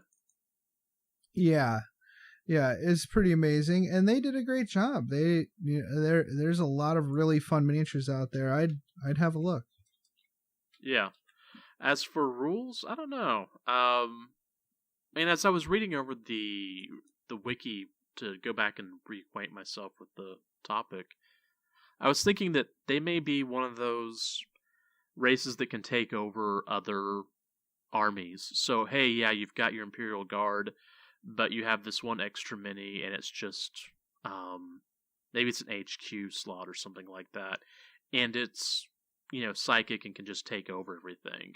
Maybe use the Eldar used to have a psychic power that would allow them to take over an opponent's unit. Do you remember that? Yeah, that was a lot of fun. Yeah, so maybe it's a psychic creature that has that power and can roll it on, I don't know, a 5. And it's got, they can maybe call it 2 or 3 times a turn. No, 3 times would be too much. Maybe 2 times a turn. Does that work? Mm-hmm. Yeah. It could also be kind of one of those things where you're allowed to take a mixed detachment of anything. Like everything has the enslaver faction if you put it in with an enslaver, but they lose all like faction abilities, but they gain stuff from the enslaver instead. There you go. Like that might be good. A fun way to do it. And you can have a really wild set of forces, everything from Space Marines next to Orcs, next to, Eldar, and there's not those issues with deployment and whatnot and faction keywords. So yeah. Right. Did we just answer that question? I think we did. And the miniature you're looking for is the Grell. The Grell? The Grell. Okay. Grell. It's a brain with a beak and tentacles. Oh, I remember that from D&D. Yes. That guy. I think that guy is perfect. I think and you can get him in plastic. Yeah. You're good to go with that. And you just have those as characters in your army. I would run them as characters with psychic powers and just allow them to take whatever allies they want. Just pack whatever you can. And as long as you're playing narratively, you don't have to worry about weird rules collisions. You just figure it out as you go. Yeah, and that's from WizKids, the manufacturer. There we go. Okay. We're helping today. We're such helpers. That's so right. Eric, named Boff, what do you think this year we'll have in store for 40? Oh, we already did that one. Don't worry about it. Okay. Where was I? We're still on Marks. We're still on Mark. What new units? Yeah. What new units do you want or predict for the armies you play? I don't predict any new units for orcs except for maybe a Gazgul. I think we're going to get a Gazgul Thraka. The metal model is old. It's cool, but it's old, and Gazgul has persisted for, over 100 more years. I think he's going to be bigger and meaner, and I think that model is going to blow us away. Yeah, I can see that. Yeah, that's my prediction. I think we might get an Armageddon campaign book, and that campaign book might come with some Black Templar, some new Black Templar models, I think maybe, and some orcs, and it's gonna be pretty, and maybe a new Yarrick. That would be cool. A new Yarrick would be good, because Yarrick needs work. Yeah, it needs. I don't know. What units do I expect? I don't know. I guess the Black Templar stuff would be cool if that would happen. More than likely, I mostly play Space Marines, so more than likely there'll be a new vehicle model out because there's always a new vehicle model out, right? So that'll probably be next. It'll probably be something for Primaris. So look for a Primaris vehicle. I don't know. Mike has a cheeky question. Well, he's had a few cheeky questions, but I deleted the ones about where where squats came from and where gene stealers come from, Daddy. So yeah. I think the Death Watch novel answers that question. Would you consider putting together a Masters of the Forge companion that collects together your own campaign ideas and rules you've come up with, excluding things UW has since done themselves? We've done that we did that with all the 7th edition stuff, and our 8th edition stuff is way too sparse. Yes, we will. It'll happen. It just has to, and we're probably gonna. It's gonna take a while. We're gonna we'll do an annual. At the end of. Maybe we'll do an annual collection when the year anniversary of 8th edition comes around. That's coming up soon, and we still don't have much in the way of new rules. So we'll see. We'll see. I want to play test it more. We might play test more too, because yes, I have Tabletop Simulator. Yes, you have purchased Tabletop Simulator, and we're gonna try to. We might record our first session just for funsies, and I'm gonna see if there's a way we can actually stream it, because we don't really have great video cameras, right? But if we're just streaming what's on Tabletop Simulator, that's not bad. We have good audio, so why not? Why not give that? So watch this space. Maybe we'll do that after I get back from Disney. Yeah. So Jason, how would you fill out in a full Inquisition Witch Hunters Codex? Well, the first thing I'd do is add Ordo Chronos. Duh. That's just kind of. I'd like to see some more stuff happening with weapons options for acolytes and. Just options for the Inquisition period, because right now the index it's sparse, Yeah. There's not a lot of. I'm having some problems trying to figure out. Okay, I've got this many. He's really cool. What rules do I use? That doesn't work. That doesn't work. That doesn't work. So that's.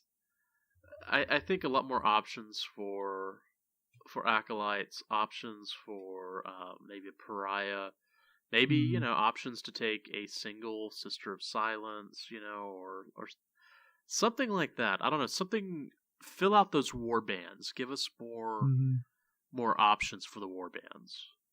Yeah. What about you? I think it's very much in the same vein as the enslaver idea. I think when you have an inquisitor in charge of things, I think it would be a mistake to do a codex in the vein of the custodes. I don't think you need that. I think what you need are warbands. Yeah. And I would go back to the old 7th edition way of doing them and have them be mixed squads, because they're really just the close confidants of the Inquisitor. Everything else is conscripted into their service. Space Marines, Imperial Guardsmen, stuff like that. Sisters of Battle. They're all kind of attached to the Inquisitor catch as catch can. And I would again strip them of some of their legion or specific faction abilities, and tack on inquisitional abilities instead.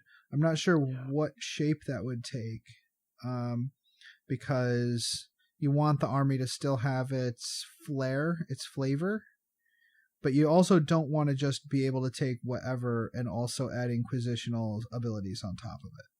Right. So I think that's a good reason to save them for last, because I think it would be hard. I don't think it would be easy. That's a good idea. I hadn't really thought about putting them towards the end. And that is a good idea, though, because they could be easily overpowered if you're not careful. I almost, like, if it were me, there's already some rules that kind of hover around this idea, and that's things like Fabius Bile, Commissar Yarrick, more neutral faction model. Like, they're not neutral faction, they're factions within their codex, but they don't have a regimental ability or a chapter ability. Instead, they stand alone, but they do not mess up any faction abilities that a army might get from its detachments. So, for example, I would say, okay, an Inquisitor can be added to any detachment. Space Marines, Astra Militarum, or generic Imperium, or whatever. But it doesn't mess up that faction's bonus. Also, you can add an Inquisitorial Warband or two if you want. Those also don't mess up the bonus. Having said that, they do not benefit from that faction's bonuses either. You don't get the battalion abilities. You don't get the chapter abilities, obviously. But then the Inquisitor himself has an aura ability that only affects models within a certain radius. So he doesn't make the warband better as a whole, but at least he does kind of give some kind of benefit within an aura. And I think actually, if you look at Eisenhorn, I think he's actually I think that's kind of what he does. I would look at that. I don't know about adding him to any factions, detachment, whatever. I haven't read it that closely, but I think that's what I'd do with Inquisitors and their warbands. Yeah. Okay. So that's me. So the next two questions I think might actually fold into each other. Let's see what happens. All right. So, have you considered coming up with and running a campaign like the Sons of Heresy Rise of Belters campaign to create a narrative? That's so cheeky. One question. Cheeky questions. Yeah, and the second question is, how would you apply Bad Ab chapter tactics in 8th edition? He's begging the question. Yeah. And I do not appreciate it, Mike. So we've been talking about doing Bad Ab War for this show. Yeah. Yeah. And I just haven't I am the worst football player ever. I really haven't had the ability to pick up the ball and run with it. I really just haven't. Yeah. Like, I haven't read anything. I haven't done anything about it. I want to do this show really needs to do a campaign. Right. We've been around for 3 or 4 years. We still haven't run our own campaign. It's ridiculous. Yeah, actually over 4 years, because around 4 years now. Yeah. Yeah, because yeah, people have been like, "Oh, would you want to do it Bad Ab in the past, Bad Ab in the present, Bad Ab in post like Dark Imperium?"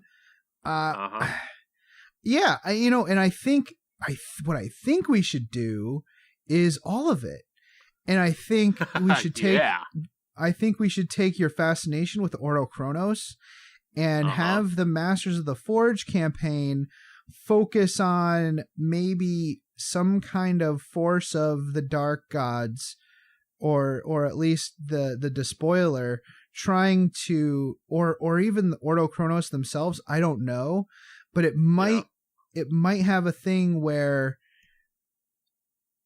someone is trying to mess with the events of the Bad Ab War, and it would let people play whatever missions they want, and they could even play them over and over and over again because the events are changing. Groundhog right? Day. Yeah, exactly. Like, events just keep changing because someone keeps on trying to mess with the timeline. So, like, we could just go full Star Trek on this mofo. Involve the Ordo Chronos as like the main protagonist and antagonist, maybe, and just play through whatever missions we want in the Bad Ab War. Now, we would have to come up with, like, there are old Bad Ab missions and there are new Bad Ab missions, but we would have to come up with post Dark Imperium Bad Ab missions as well. So I think that might be fun, but I think it'll take a little bit longer than just us just deciding to start doing it now. Yeah, we need to kind of. I want to talk hit about this the hammer for a while. Yeah. Yeah. Is this Ordo Chronos idea too cheesy, too corny? You tell us, because I think that would be super fun. Yeah, I'm already building my Inquisition warband. I have been for a bit. I just haven't gotten the Inquisitor right where I want, but I have a single Space Marine that is the Inquisitor's companion. So yeah, I think Jordan has already done a little bit of work on this, our ideas, right? And I think Mike has put his 2 cents in, and I'm sure Mark would want to have some say in what's going on. So why don't we just, open it up to the Brain Trust to talk about it a little bit more and take some of what we've been talking about, and maybe we can get some ideas together with how to proceed. I don't want it to be too haphazard where everybody's just playing whatever, because I don't think there'll be very much buy-in if we do it that way. I think everybody wants to be kind of on the same page.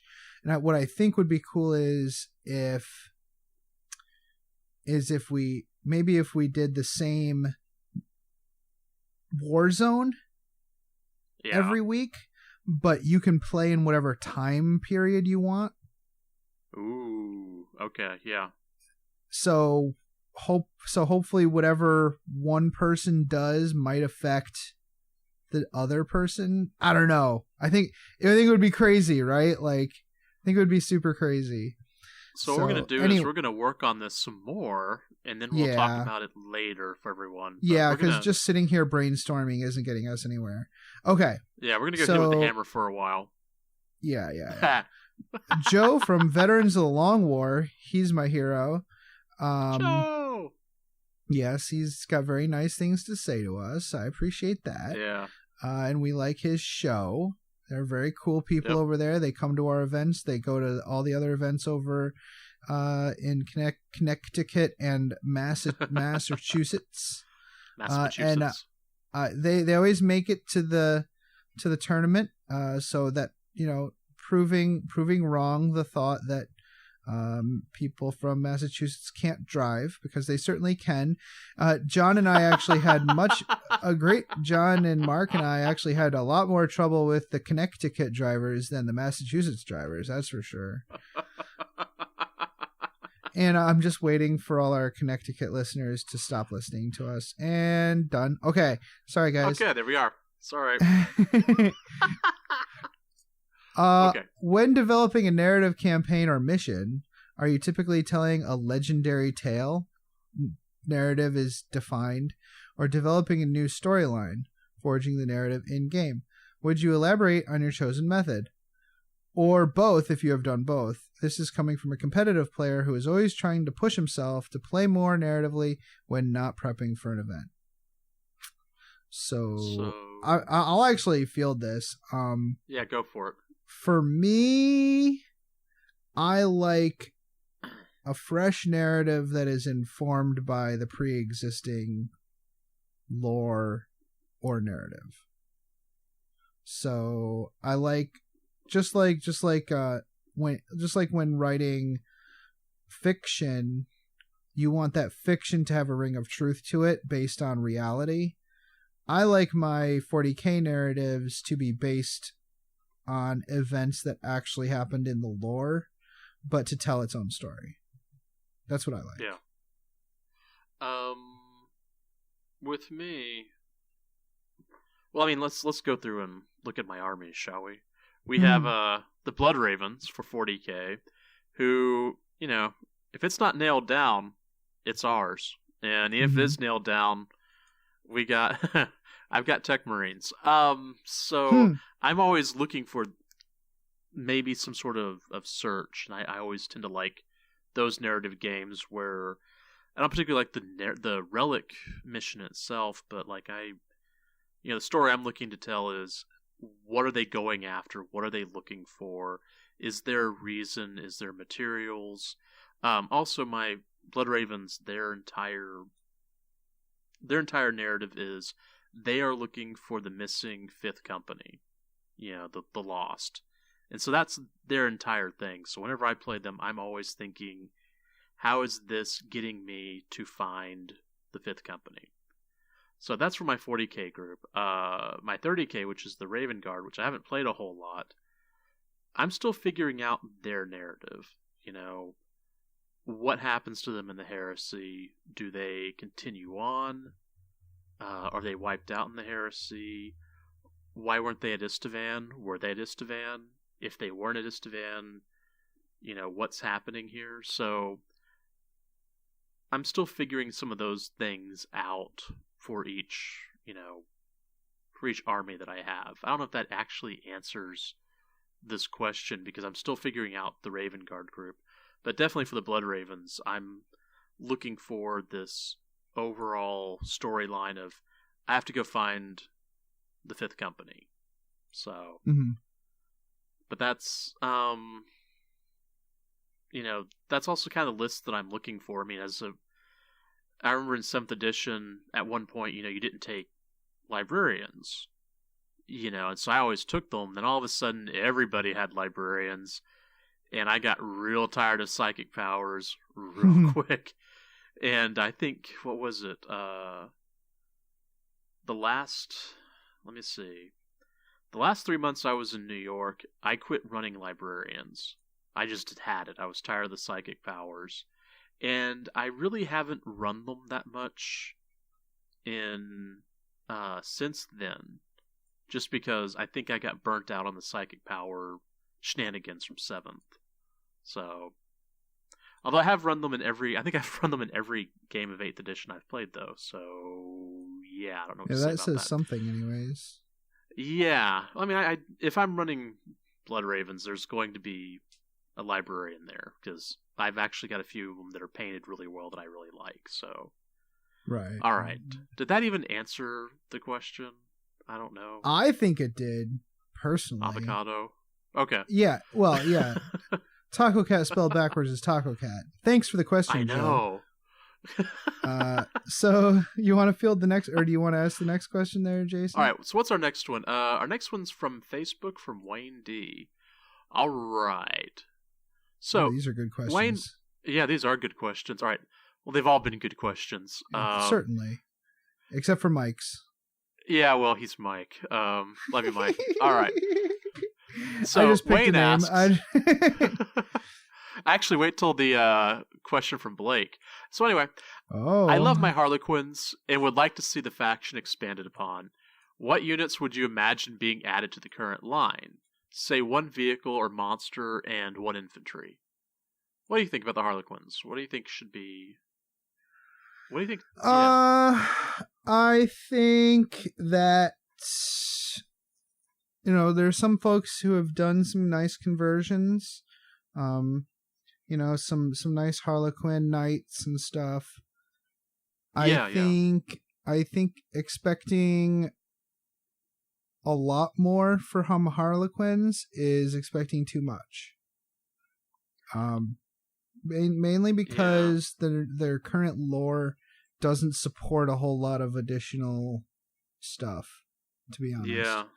They put on this play, and they all of the aspects of that narrative have been explored. So I really don't expect to see much. I could expect to see things like new models for Death Jesters and whatever. Yeah. Yeah. I could see new models for existing things, but I don't really see much in the way of, a new paradigm, unless the storyline advances and they start, really getting into the Ennead storyline with their plays, and then all bets are off at that point. You could really start having the Harlequins expanding on that story and going all out, like with lots of special effects. I guess, I don't know. Yeah. Yes. So that's where I am with that.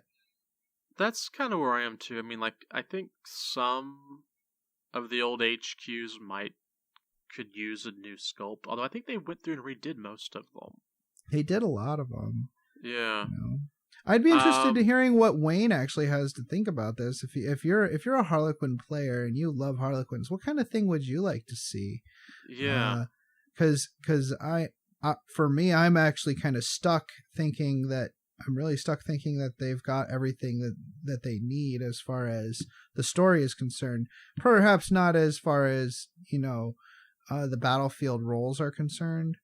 Yeah. You may be lacking there. I don't know. I don't really play them enough. But I can see where you might want some variety in your collection. And what about some of the HQ? Well, hold on. I'm just spitballing here, thinking about what is it? The Mask of. There was one book. I think it was Andy Hoare wrote it. Or may not have been. It was on Harlequins. I don't remember exactly, but maybe some named HQs. Maybe that could be something. Yeah, some named HQs would be pretty sweet. Yeah. The Mask is an interesting character. Like I think that if I recall correctly, they were formerly a Harlequin who actually took the role too seriously and became a demon of Slaanesh, like an embodiment of Slaanesh. And I wonder if it would be cool to have that character kind of play both sides of the coin, like be available for play as a demon's character, but also as a Harlequin's character for some reason. You mean like Cypher? Sorry, had to say. Like kind of like Cypher, where there are shades of gray in the world and in the galaxy, and perhaps the Mask wants Slaanesh to fall as much as anybody else, right? But also there you go. Stuck in this role for the rest of its life. So maybe the Mask wants to die finally, and will help in the Ennead move forward in their destiny.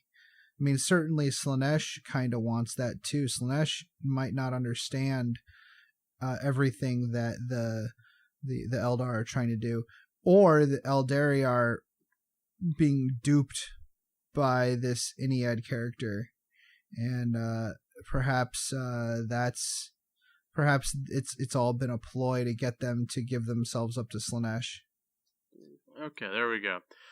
All right, so we had a little bit of a problem there. We're back. Okay, so what would I like to see? I don't know. HQ, named HQ. I can't really think of much else for the Harlequins. They're so very specific for what they do. You know, they're supposed to be kind of these elite, awesome guys that have Eldar that kind of come with them. You know, and that was the old style where, you know, Harlequins were in both the Eldar Codex and Dark Eldar Codex. But anyway, I could almost see them being rolled in with the what do you call them? The Inari. The Inari. That might be a thing. They call it like Iniad or whatever. But I would love to hear what you want from it. You know, I would love to hear what the listeners want to have, you know, to make their army more interesting or exciting. All right, so let's see. All right, if you were given the job of coming up with a completely new race for the 40K setting, how would you do it, and how would they look and play? Any other quirks? So what do you got, man? I'm kind of into the enslavers right now from Mark's question. Yeah, it's you know, pretty good. Psychic jellyfish. Yeah, man, let's do this. Yeah, so I don't know that I can actually think of anything else because I'm a little too focused on the enslavers. So, oops. So what about you, man? I don't think so. I think one of the reasons why Games Workshop is kind of spreading things out and just giving new stuff to old lines is because the tropes have been pretty well gobbled up, right? Yeah. If we're gonna go with completely new race, you know, he specifies completely new race, right? Yeah. I think that's something a group of people locked in a room for a month would still have a heck of a time coming up with. Yeah. Because so much, I think what I would probably end up doing is watching a bunch of episodes of Star Trek The Next Generation, watching every Star Wars movie, and just try to get as much inspiration as I can, and then fold that in with you know, a bunch of history. You know, look at Earth's history and try to come up with a way of mixing some of that together. And I think that's always been what's great about 40K is it does that very well. The Necrons are an example of that, where they took the Egyptian, they mixed the Egyptian tropes with robot warriors and made that a special kind of undead, of future undead type situation. You know, even the squats are they're essentially space dwarves, right? So that's nothing new. I wouldn't call that new.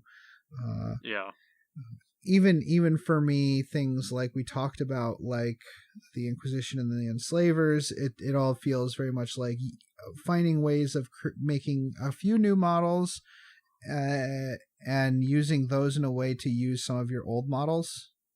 Mm-hmm. Like for a whole new race or a whole new species. I mean, the last time we had that was really Tau, and Tau really they do push a lot of those buttons for us, don't they? A totally alien race with a different outlook from the Imperium, and with really weird, very robot jocks, anime style technology. It works. It really, really works very well. And they might want to look towards art, like Aliens was all Geiger. It was you know, the Tyranids and stuff, all of that. So I don't know. I would struggle to come up with something totally unique. Yeah, And one thing is the Tau always reminded me of the Chiss from the Star Wars expanded universe. Blue skin, red eyes, lots of technology. That's kind of what they reminded me from another part of the galaxy. So that's what they always. But I don't know what I would do unless I went through and started kind of digging through some of the Horus Heresy books. Like there was one Planet Murder that had kind of an insect thing going on, but that could easily be replicated with Tyranids. So, I think we need like more people to spend a month or two just sitting there beating their heads against the table. Right. One thing we don't have yet. Oh, we kind of do though. Is like, maybe we don't have like plant people, but I think Eldar fit that bill. They're not plant people, but they would fit that like emotional state. But they're space elves. They're space elves, and they fit that. They kind of fit that. So again, that would be something you might add to the army, but it's not something that would stand on its own. And I don't know. Yeah, it's a tough one. Having Groot as a race, that could work. Yeah, no, that would be fun. That would be fun. I think it would be fun as kind of an ally or a mercenary or something like that. One interesting thing that they could do, which sounds stupid coming out of my mouth, but what they could do, it wouldn't be a totally new species, but a faction of like that is everything, every ideal that we want humanity to be. Yeah. But totally anathema to the Imperium itself as an adversary to fight, So like your traditional Starfleet style dudes, but they're seen as very jockish, and I don't know, maybe that would be too comedy. That would be too comical. I don't know. I mean, it could be like the, basically the Imperium versus the Federation. Yeah. Yeah, that does sound very corny. I don't think that would work, but it might work as an element of something, Yeah. So, right. what do you folks think? Let us know what you think, because I am truly stumped on that one. Because I feel like it needs a lot more chewing. I need to chew that a lot more. Speaking of chewing, Blake, from our buddy from Life After the Cover Save, is asking, is pineapple really that bad on pizza? You want to field that one, Adam? Or you want me to field it? So my ex friend Blake asks an interesting question.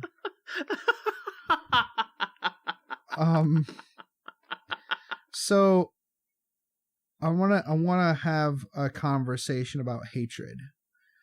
Hatred is a powerful emotion, and I feel like people throw it around a lot. Like people throw it around in ways that lessens the emotion, right? Like, oh, I hate this, I hate that. Do you truly hate it? Do you truly hate someone that bad? Most people try to kind of overdo these emotions and overplay them. I truly feel hatred towards the concept of pineapple on pizza. Why would you? It's not even a pizza at that point, right? Like, it's so utterly alien to me. The concept, like what do you like? It wouldn't even work with the sauce, and that's clearly true. You know why? Because they switch out the sauce. They put barbecue sauce on it. Like, Lord knows what cheese they use. What are you even doing? This isn't a luau. It's a pizza.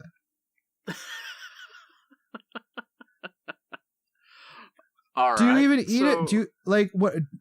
Do you bring silverware to eat this pizza? Enjoy the diabetes. That's all. And I think they put ham on it too. It's like ham and pineapple. Like just eat a ham. Just eat a ham. So here we go. I personally like pineapple on tacos al pastor, which is it's pork. Yeah, so that tastes really good because there's no barbecue sauce, gross, and no tomato sauce or any of that. Just pork, some pineapple, and some cilantro, probably some onions on a taco. So I love pineapple upside down cake. I think I've had that. I prefer it on my tacos. All right. So good. So now that we have had the pineapple discussion, Anton, is feces really bad in your gin and tonic? Ooh. Yes. The answer is yes. It's really that bad. Okay. Anyways, yes. What's the next question? Okay. So. Hi, Anton. Anton asks. Sorry. Your question comes after everybody turns off their podcast. So, how much would a malice ability or spell that gives all units within? I guess this is how many points would a malice ability or spell so that Chaos Army would get an orc animosity rule? Like, what would be the cost there? I guess it'd be hatred, right? I think animosity is an Age of Sigmar ability. Ooh, okay. Yes. And I do believe it has to do with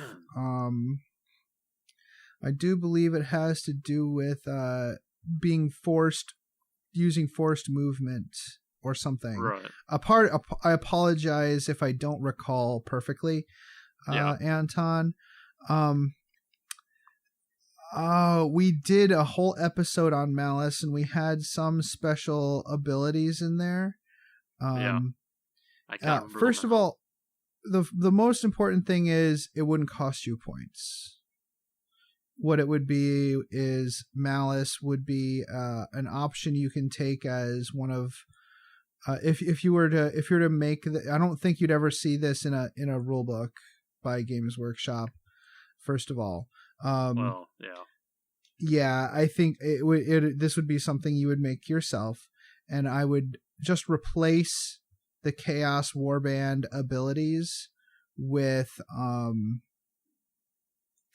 Mark of Malice instead of, for example, the Mark of Corn or whatever. Mm-hmm. And you would just try to come up with a rule that is similar in power level to one of those abilities. So, for example, Slanesh, you're allowed to strike first in close combat. Stuff like that. I can tell you when we did the Mark of Malice back in the day, we did some kill zone rules. We also did a Mark of Malice. We did a campaign like remnant for it. What did we do for Mark of Malice? We did a lot of stuff for that one. We had a special there was a characters big as one. well. We had some special characters. Let's see. So. The Mark of Malice can be chosen as an upgrade for any model, which normally allows for a Mark of Chaos. Followers of Malice exist for nothing more than to remind other Chaos powers that their gods are fickle and their deeds are, in the long run, meaningless. All models with this mark have preferred enemy for Chaos Space Marines and Chaos Demons. Additionally, followers of Malice are slippery and cling to the shadows like whispers. Ooh. Whenever a ranged attack would ignore their cover save, a unit with this mark may move 6 inches before the attack is made. Lastly, Malal is not stingy with those he deems useful. Any model with this mark may re-roll any result of the Chaos Boon table whenever they are called upon to make one, even if it is before the game has begun. Ah. Very interesting. Okay. I like it. Yeah. That's fun. Okay. That's pretty cool. So okay. yeah, sure. Take that. I think that would still kind of work. Though, those special, like, if you have a special ability against another faction, I would also give them some kind of special ability against you to balance it out. And when it comes to that chaos boon table, perhaps you can give a character just a roll on it, ignore result of a double 1 and a double 6, and just any character in your army with the mark could automatically start with a mark. That might be too powerful. I don't know. Give it a try. I think that might be a fun way to go with that. Next question is from Cody G. How do you balance being competitive in narrative and friendly games? And how do you balance being friendly in competitive games? Wow, that's a big question. Yeah, that is. I think that might be an episode, Jason. Yeah, that might actually be an episode. Hey, Cody, thank you for giving us our episode in the future. Yeah, Cody, that is a huge question, and there's a lot to that, and there's a lot of advice that can be. I don't even have a long story short for you, Cody. Let's table that, and let's make that an episode topic. Yeah, we'll do that. All right. So let's see what else. Next up, we had Ridvin, who is Scary from Scaredcast. When will you have me on the show? Reset the clock.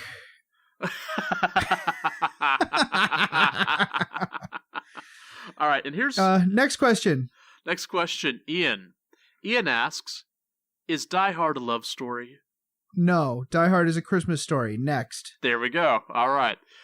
I'm going to have to censor this one. Nathan, if you had to, which 40k faction would you choose to murder, there we go, by and why? Orcs, because they don't have the equipment. Next.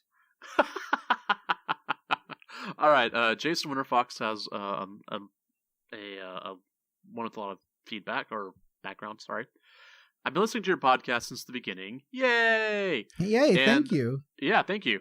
And I think your content is great. Ooh, yay! That's right. Thank you. Butter me up, man. I'm ready. I think he's setting us up for a fall, though. Let's see. Oh no, well, I think we're good. All right. So my interest in your podcast and most other 40k podcasts is in the lore. Well, you've come to the right place. I find the lore and the books to be a great source of inspiration for writing intense and dramatic characters. That said, what suggestions would you have for using 40k as inspiration in writing a sci-fi, epic in scope, tabletop role-playing campaign? As inspiration for? Yeah. And so I think he's saying I think he's not saying he wants to do a 40k campaign. He wants to do he wants to do a style of sci-fi campaign that uses 40k as inspiration. Okay.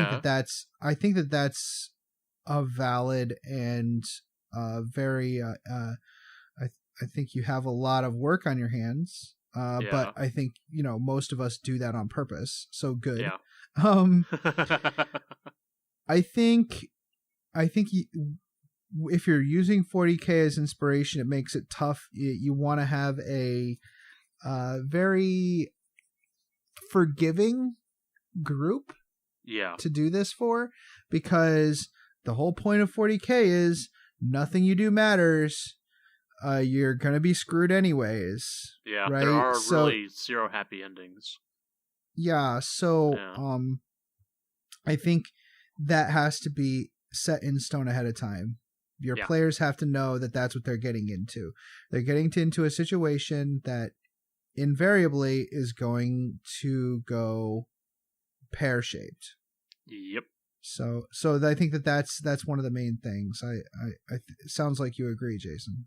Yeah, man, like, if you go through and read a lot of these short stories about civilians in the 40k universe, it's never good. There's not happy endings. I mean, it's just, okay, well, everyone dies, or your entire family dies because chaos has dropped in on your planet, and you manage to get out, and the other thing you could think of is to then try and join the Space Marines, I mean, there's not ever a happy ending. Or rarely. No one, it's always grim. I mean, it's the grimdark, so. Mm-hmm. And I think there's a lot of influence from mythos, from Lovecraft, and a lot of those stories. The main rule in Lovecraft role playing is don't read the book, burn the book, whatever you do. Yeah. Now, I know you don't want to seem like a fascist, but no, you need to burn the book. If you find a book, you burn it. That's the main rule of mythos role playing. So I would probably look to that as some of your inspiration as well. The thought of the whispering darkness, like you stare into space and space stares back at you. I think that's that's where I would go with it. Yeah, I would go with the unknown horrors of deep space. Yeah. Even if it is, just loneliness staring back at you and nothing more. I mean, that's just as terrifying. How you codify that in a role-playing game, I don't know. But I think there's a lot of inspiration out there for that. So, good luck with your role-playing campaign, and I'd love to, I'd love to see what you come up with. Yep. All right. So Dan, Dan plays Mantis Warriors, so that's how I'm familiar with Dan. He and I have talked a few times about color schemes and whatnot. He wants to know, what 30k Legion would you play if you could only take one? Just one. What do you think, man? What's yours? A Legion.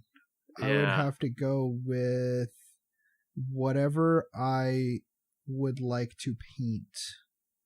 Yeah. And I feel like salamanders is where I'd go. Okay. That's a good question. Like right now, I really like the lore behind the Raven Guard. Yeah. But I don't know if and I'm learning how to paint black better. Mm-hmm. But I don't know if I also would want beakies.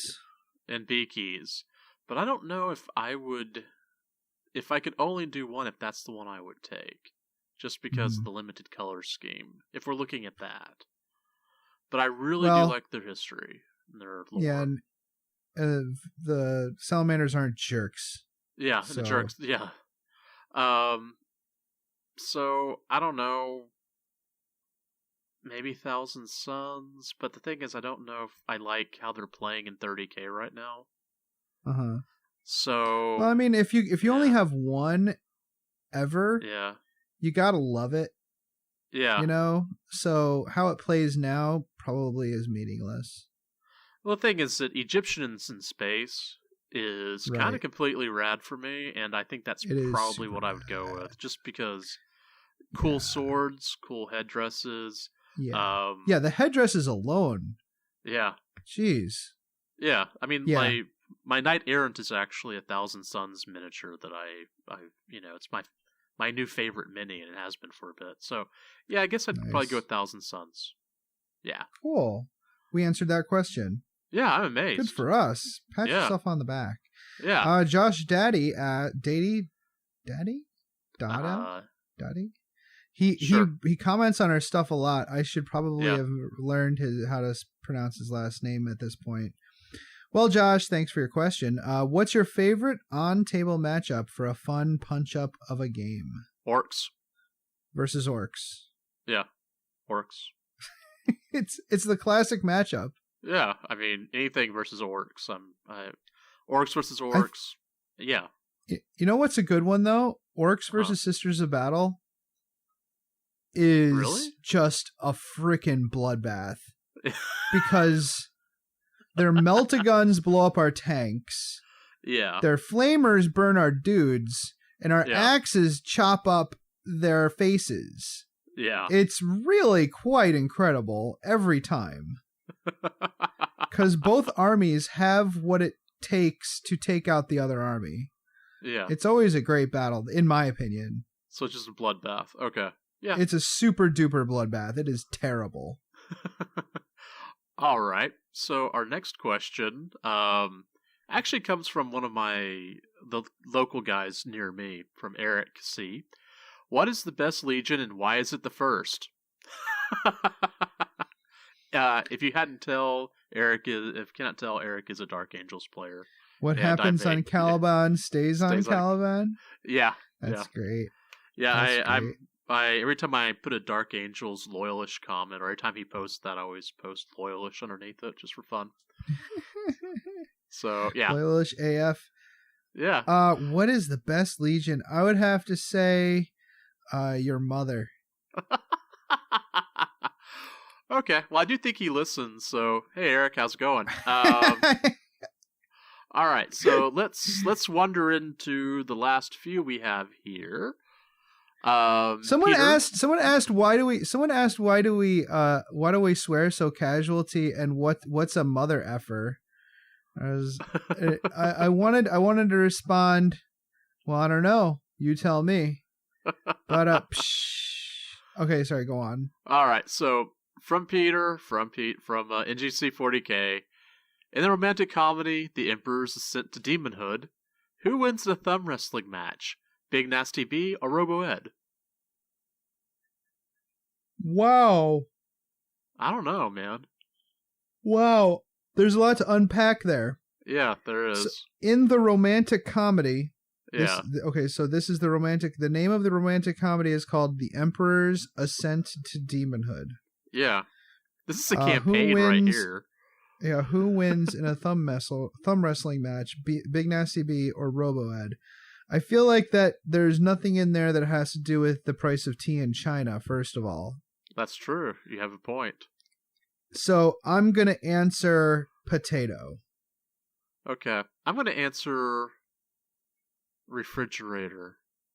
Yeah. Yeah. I think I'm going to go with your answer instead. Either like one. That. Yeah. All right. We only have 3 questions to go, folks. Thanks for hanging in there. Lino Mora, why? Okay, damn it. Lino Mora, why the Poxwalker crossed the road? Because it was stapled to the chicken. Next question. This comes from Wendy, someone that you may know. I don't know. Do you know how awesome your wife is? I don't know whose wife she's talking about. I think no idea. All right.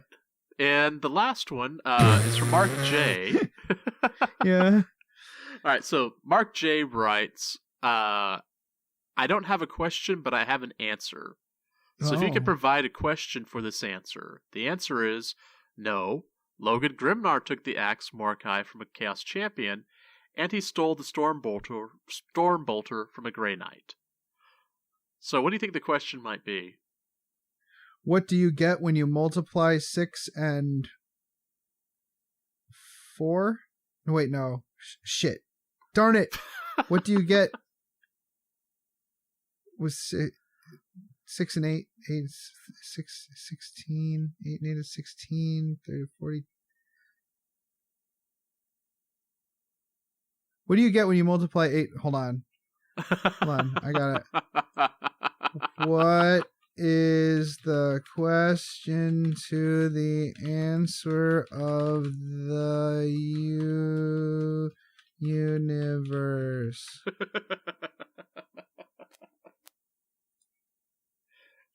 Wow. 42. 42? Okay. 42 divided by 6 is what? I don't know. 7. What do you get when you multiply 6 and 7? That's the question he was asking. Okay. Got it. Okay. Cool. That'll work. Well, I think we just finished our questions. I'm so tired. You have no idea. I have so much work to do. I know. All right, man. So here's what we're going to do. Hang out with us for a few minutes, and we're going to go hit commercials, and we'll be back for the outro. Greetings, mofos. Are you out of George Dickel number 8, staring at a broken chess machine? Don't want to spend the rest of the year tied to that couch? Well, why don't you head on over to the 1 Hour a Night Facebook page and see what exciting stuff is going on there. It's a place to post all your daily progress in the hobby grind, as well as receive and give positive feedback. Also, there are usually a few interesting challenges going on. That's right. All you have to do is search for 1 Hour a Night on Facebook. That's numeral 1 Hour a Night, all one word. Blood serum tests will be administered prior to approval. Se til helvete og kom dere vekk. Det ikke en bikkje, det en slags ting.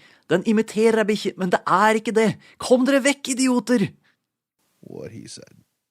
Hey, Masters of the Forge listeners, are you looking to expand your Warhammer 40,000 gaming group? Do you want to start a 40k club in your area? Do you want the people you attract to be like-minded mofos? Do you want to advertise your YouTube channel? Or even attract more subscribers to your hobby blog or online community? Then what better way than to advertise on the Masters of the Forge podcast? All we ask of you is that you email us at mastersoftheforge@gmail.com or message us on Facebook with a full text of your advertisement, including the region in which you live and any contact information people can use to get a hold of you. We will have one of our many tech servitors read your advertisement on the air. We promise not to make fun of you.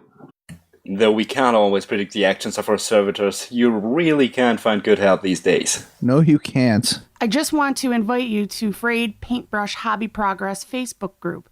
It is a positive group set up to motivate us to hobby and then share it with all the other members. At the beginning of the month, post up your monthly challenge on the page, and then at the end of the month, you post the completed work for all to see. No pressure, just fun among friends. Once again, that's Frayed, F-R-A-Y-E-D Paintbrush. Hope to see you there. Welcome back. Okay, to be fair to Mark J, I feel like the question is Logan Grimnar a poser? And did he is he trying to put on airs and have as cool kit as his daddy? No, he won those trophies. Here we go. I've got a better question. Uh-huh. Where did Gabriel Angelos get all of his gear? Yahtzee, Blood Ravens for the win. Oh, that was quite the slam dunk, sir. That was quite the thing. That was excellent. Okay. The Blood Ravens are always representing. we can't get much better than that. Fantastic. So the question is, why does Logan Grimnar have such incredible plot armor? Oh, there we go. All right, even better. Yeah. All right, so I guess that's this week's episode. Yeah. You're welcome, everyone. That's exactly what you didn't ask for. Yeah, it's a new one. We've had a lot of fun with all these questions, though. I've actually learned quite a bit and all sorts of fun things, and it's given Adam and I a chance to goof off and be, well, idiots. And at times, whenever we haven't slept for, I don't know, we've been awake over 14 hours, right?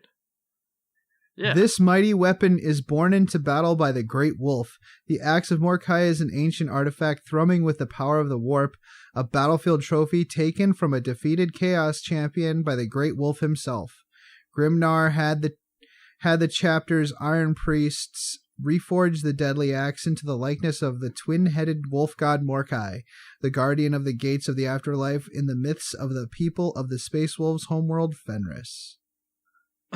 Oh. Nice. Okay. Nice. Yeah. Hey, I'll take that. Very nice. Yeah.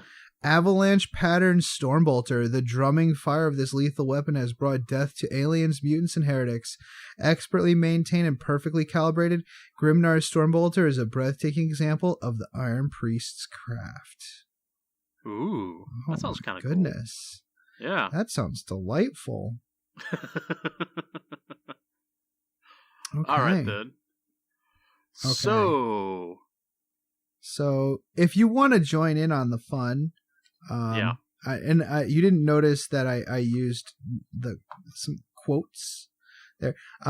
Please message us on Facebook. We'd be happy to have more folks join us in our Discord group. We have a lot of fun in there, and it's a lot better than Facebook is good, but we can actually have a conversation in Discord, and it's the group that we use for everyone, all of our friends in the NPC. It's almost, I kind of feel like this episode is brought to you by Discord. Pretty much. So hook us up there. Next week, we're definitely going to do, so you know what? I'm not going to say definitely. We're either going to do an episode on the Zangor. Yeah. Or which, you know what? Or we're actually going to do the whole terrain and Warhammer thing. Yeah. So we'll see. I think that might be a good one because we can spend the next 2 weeks reading all the war zones and stuff and getting some special rules together for you. That'll be fun. Yep. All right, great. Hold on. Well, until then, what? No, hold on. Okay, so we're on Twitter. We're on Facebook. We're on Discord. Yes. We're on Instagram under hashtag Masters of the Forge. Please get onto iTunes and leave us a nice review. Tell them how much. We haven't had many reviews. Everybody who asked a question in this thing should go to iTunes and leave a review, even if it means you have to download iTunes for for a minute. Leave a review and then delete it. Okay, there we go. Just take 5 minutes to download iTunes, leave a review, and then delete iTunes. Please. Yes. No, please. I'm being fully serious. All right, so nice review on iTunes. Did I say website? We have a website, mastersoftheforge.com. We do not. Okay. We do. Did I miss anything? Got Instagram, got Twitter, got... Damn, I'm good. Play the game the way you want to. Nailed it.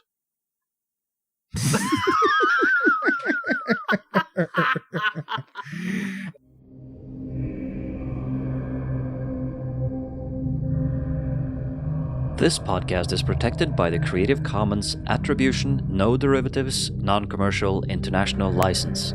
More information about this license and contact information if you have any requests can be found at our blog, mastersoftheforge.com. The music used in this podcast was made by Podod of the duo Sublevel 3. The track is used with his permission.